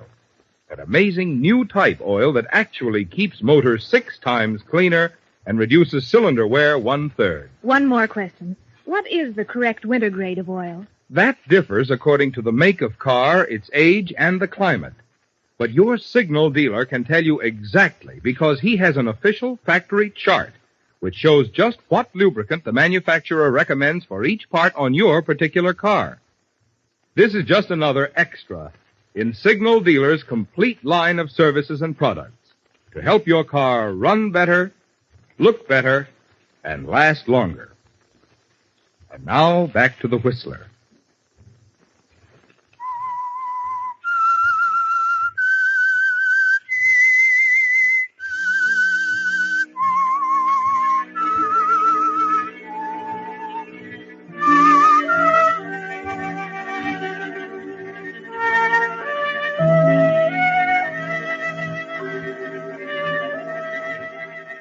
It's a terrible shock, isn't it, Victor? The knowledge that the man you killed in Leeds was the brother of the girl you met riding up to London. John Greenwood, Hillary's brother.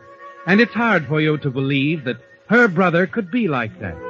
That he could be the son of an obviously influential and respectable citizen like Wilfred Greenwood.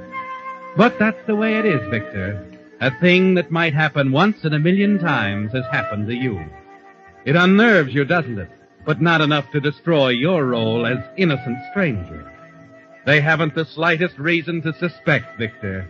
And you decide that their friendship might be valuable. You send flowers and condolences to John Greenwood's funeral, then wait a few days before telephoning Hillary. Oh, hello, Mr. Milton. Thank you so much for the flowers. Oh, I'm sorry I couldn't do more to help. But I realize that at such a time... You've been most thoughtful. Father appreciates it, too. I read about some flowers this morning in the Times. Oh? Yes, the carnations are blooming in Hyde Park. Say, I'll bet you haven't been out in the fresh air for a week. Well, as a matter of fact... You haven't. That's right. Only... You know, I think a stroll through the park or perhaps some boating would be just the thing for you. Well, I think so, too, Mr. Milton. I'd like very much to go.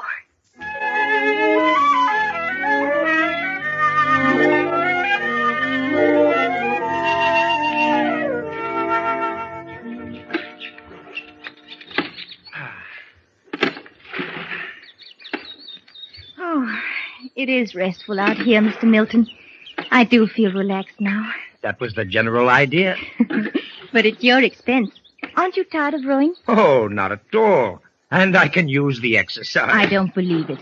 Though if you're anything like Father, you... Too involved in business? You're all the same. Oh, no. No, I don't overdo it. Father does. Lately, anyway. To tell the truth, Mr. Milton, I'm worried about him. Oh? He's taken Tuppy's... John's death so hard. I really didn't expect him to be this way. John always got into scrapes, and Father's been so very proper. There were times when they had real differences. Father's so hurt by it that... Haven't the police any idea who shot your brother? No. But Father won't give up. I wish I could help some way. You've done a lot already, Mr. Milton. Make it Victor, will you? All right, then. Victor. That's better. Much better.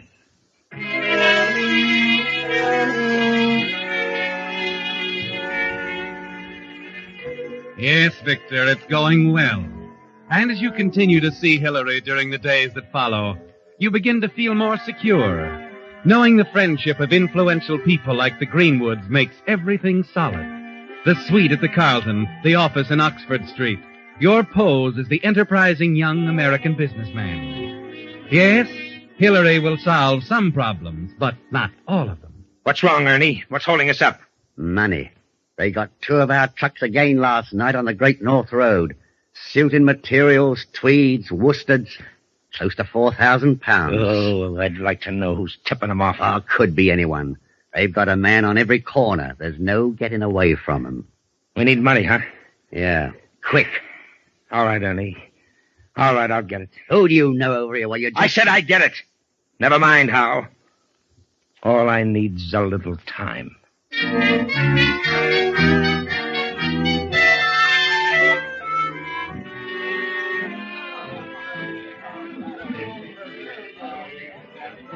You like it here, Hillary? It's heaven. Well, that's because you're here in my arms. It's sweet of you to say that. What are we waiting for, Hillary? I don't know, Vic. It's the first cloud on the left, and we're sitting right on it. Together. I never want to let you get away. Would you think it's strange if I proposed right here on the dance floor? Well, Vic, you shouldn't. What will Father... He won't object. And what if he does? I don't know. Oh, we've wasted too much time already, Hillary. Let's do it. Let's elope. When? Right now. Darling, we can't. Oh, yes, we can. I've already got the special license. Well, Oh, Hillary, please. We can talk about it on the way. On the way? Yes, darling. After all, you can't expect me to be married without my hat and coat.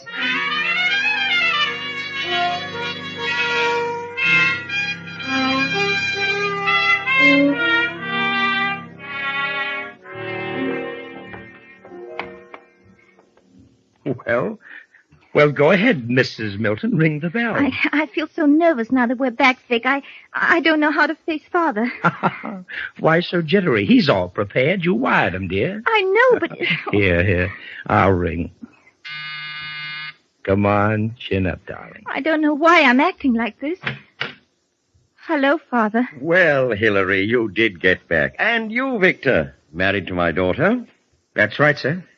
Well, what are we standing here for? Come in, you two. I've had the champagne on ice ever since I got your wire. Arthur, You darling.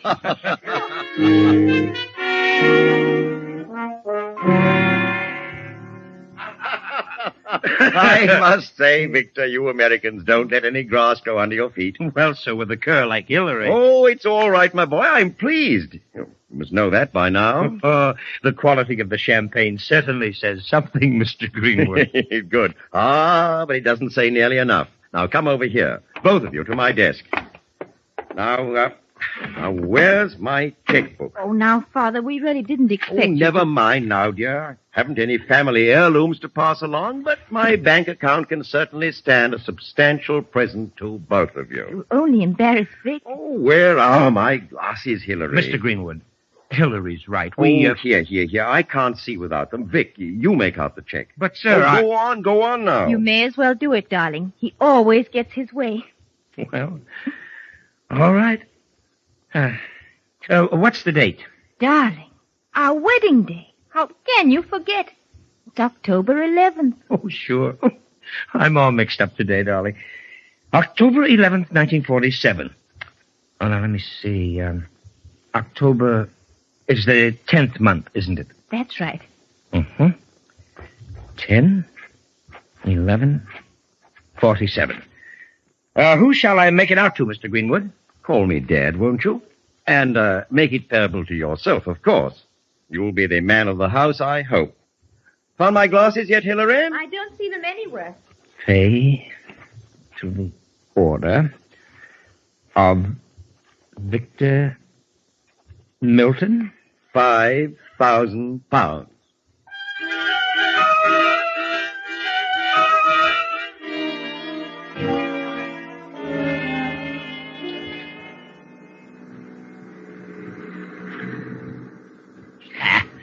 £5,000. You sound like you don't believe me, Ernie. I'll feel better when I see it. Skip it. You better keep your eyes on the road. If they hijack us again tonight, we're through. How much farther to Leeds? 10 miles. The boys are meeting us at the warehouse and Crikey! What's the matter? Look up ahead. It's a roadblock. Gun it up. I can't. Give her the gas, I said. The load's too heavy. We'll tip over. Who is it? Do you know them? It's them again. The same ones. I know that lorry of theirs. Let the truck go then. Let it go. Jump and run for it. No, Vic, we ain't got a chance, Vic!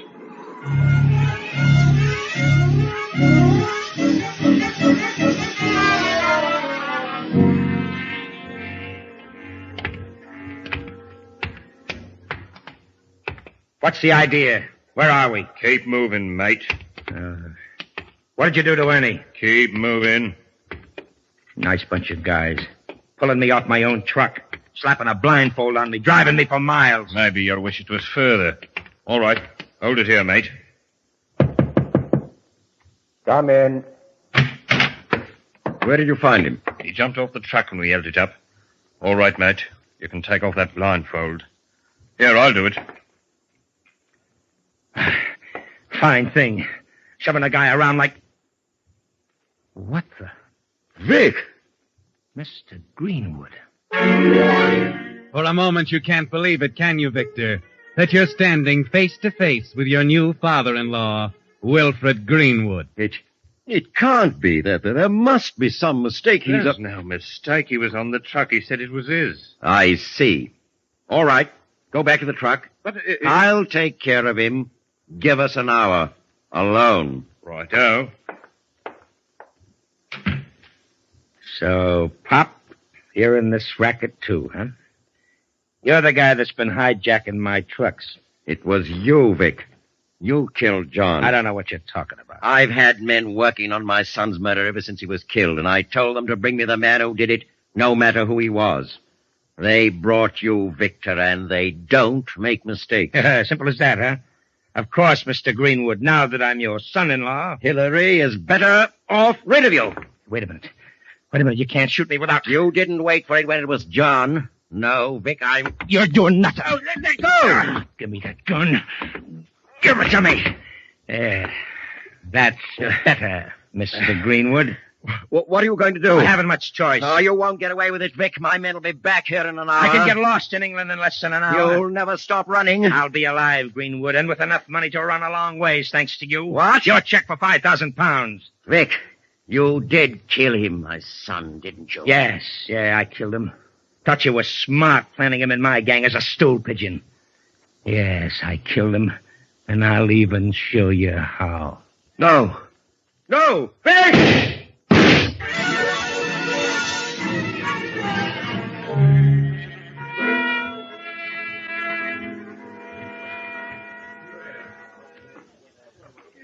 Yes, sir? Good morning. I'd like to cash this check, please. Very well, sir. Oh, Mr. Greenwood's check. Pay to the order of Victor Milton, £5,000. Yes, I'm his son-in-law. Of course. All right, Mr. Milton. If you'll wait just a moment, I'm sure we can honor it for you.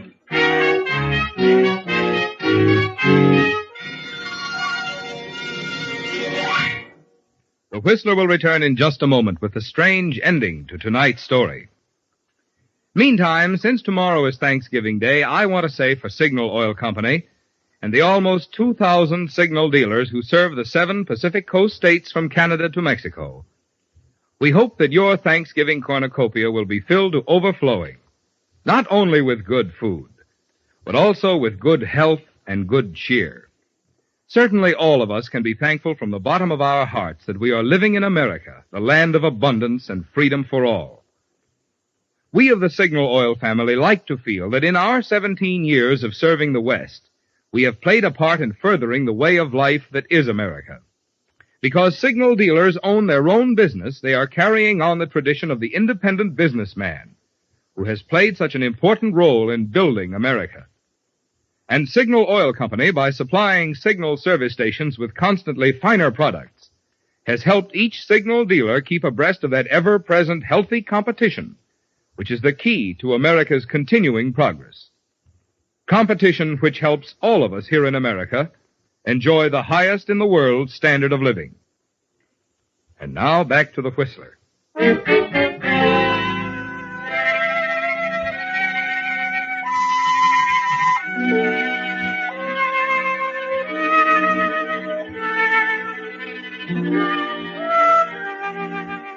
Yes, the man discovered by the fishermen at Billingsgate died from a blow by a blunt instrument, according to the records at Scotland Yard. But in a strange way, the real cause of his death was the stroke of a fountain pen on a scrap of paper. If another man had held the pen, the victim might never have died. But the fatal pen marks could never be erased or changed. They were still there on that check for £5,000 found in the dead man's pocket, signed by Wilfred Greenwood. Even 12 hours in the cold water of the Thames River hadn't blurred a line. The Scotland Yard inspector waited quietly as the cashier at Barclays Bank examined the check carefully. I say the check is wet, Inspector. It's... Yes, the man it's made out to, this Victor Milton, was found dead at Billingsgate dock a few hours ago. Oh, I see. A suicide, Inspector? Hardly. Gangster affair, I'd say. Revenge for something the bloke had done. You've seen that check before? Yes. Only yesterday Mr. Milton was in trying to cash it, Inspector. We had to refuse him, of course. Why is that? I felt quite badly. He acted so strangely. Almost desperate. I dare say he was. It seems he'd written the check himself for Mr. Greenwood to sign, but he post-dated it. I explained that the check couldn't clear for another month. He post-dated it? Yes, it was dated 10/11/47. You see, he was obviously an American, and they write a date differently than we do. They put the month first and the day next. While here in England, of course, we put the day first and the month second. Then this check he wrote is just reversed. He meant to indicate October the 11th, but actually in writing 10/11, he made it November 10th. So odd. Just a difference in custom. That's right. But I had to tell him we couldn't honor the check until a month from now. Strange fellow, you know. He seemed so anxious to have the money. But when I suggested he have Mr. Greenwood write him another check, he didn't say a word. Just looked at me and walked out.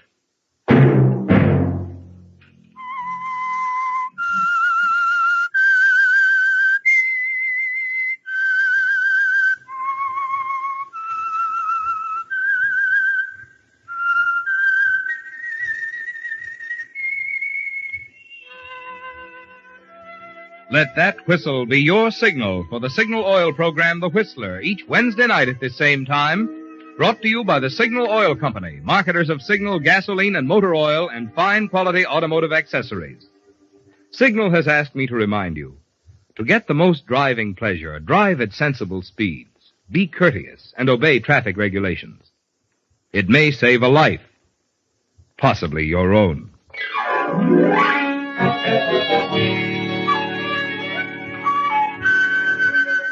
Featured in tonight's story were Wally Mayer and Alma Lawton.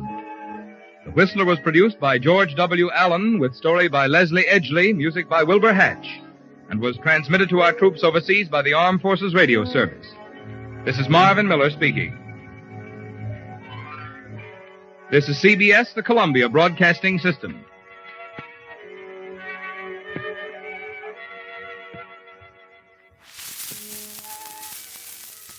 Well, my dear, the evening has ran its course, and soon the light will take over again, but I do very much hope that you'll come back and see me very soon. I do so look forward to our time together. I hope it shows. And I hope to see you again here, same time, same place. I'll be here. But if you could do me one more favor as you leave tonight, as you make your way across the darkened roads and the oddly voluminous woods, as you prepare to go to sleep in your big, warm bed, take one moment, just one, and be thankful for what you have. And I'll be seeing you soon.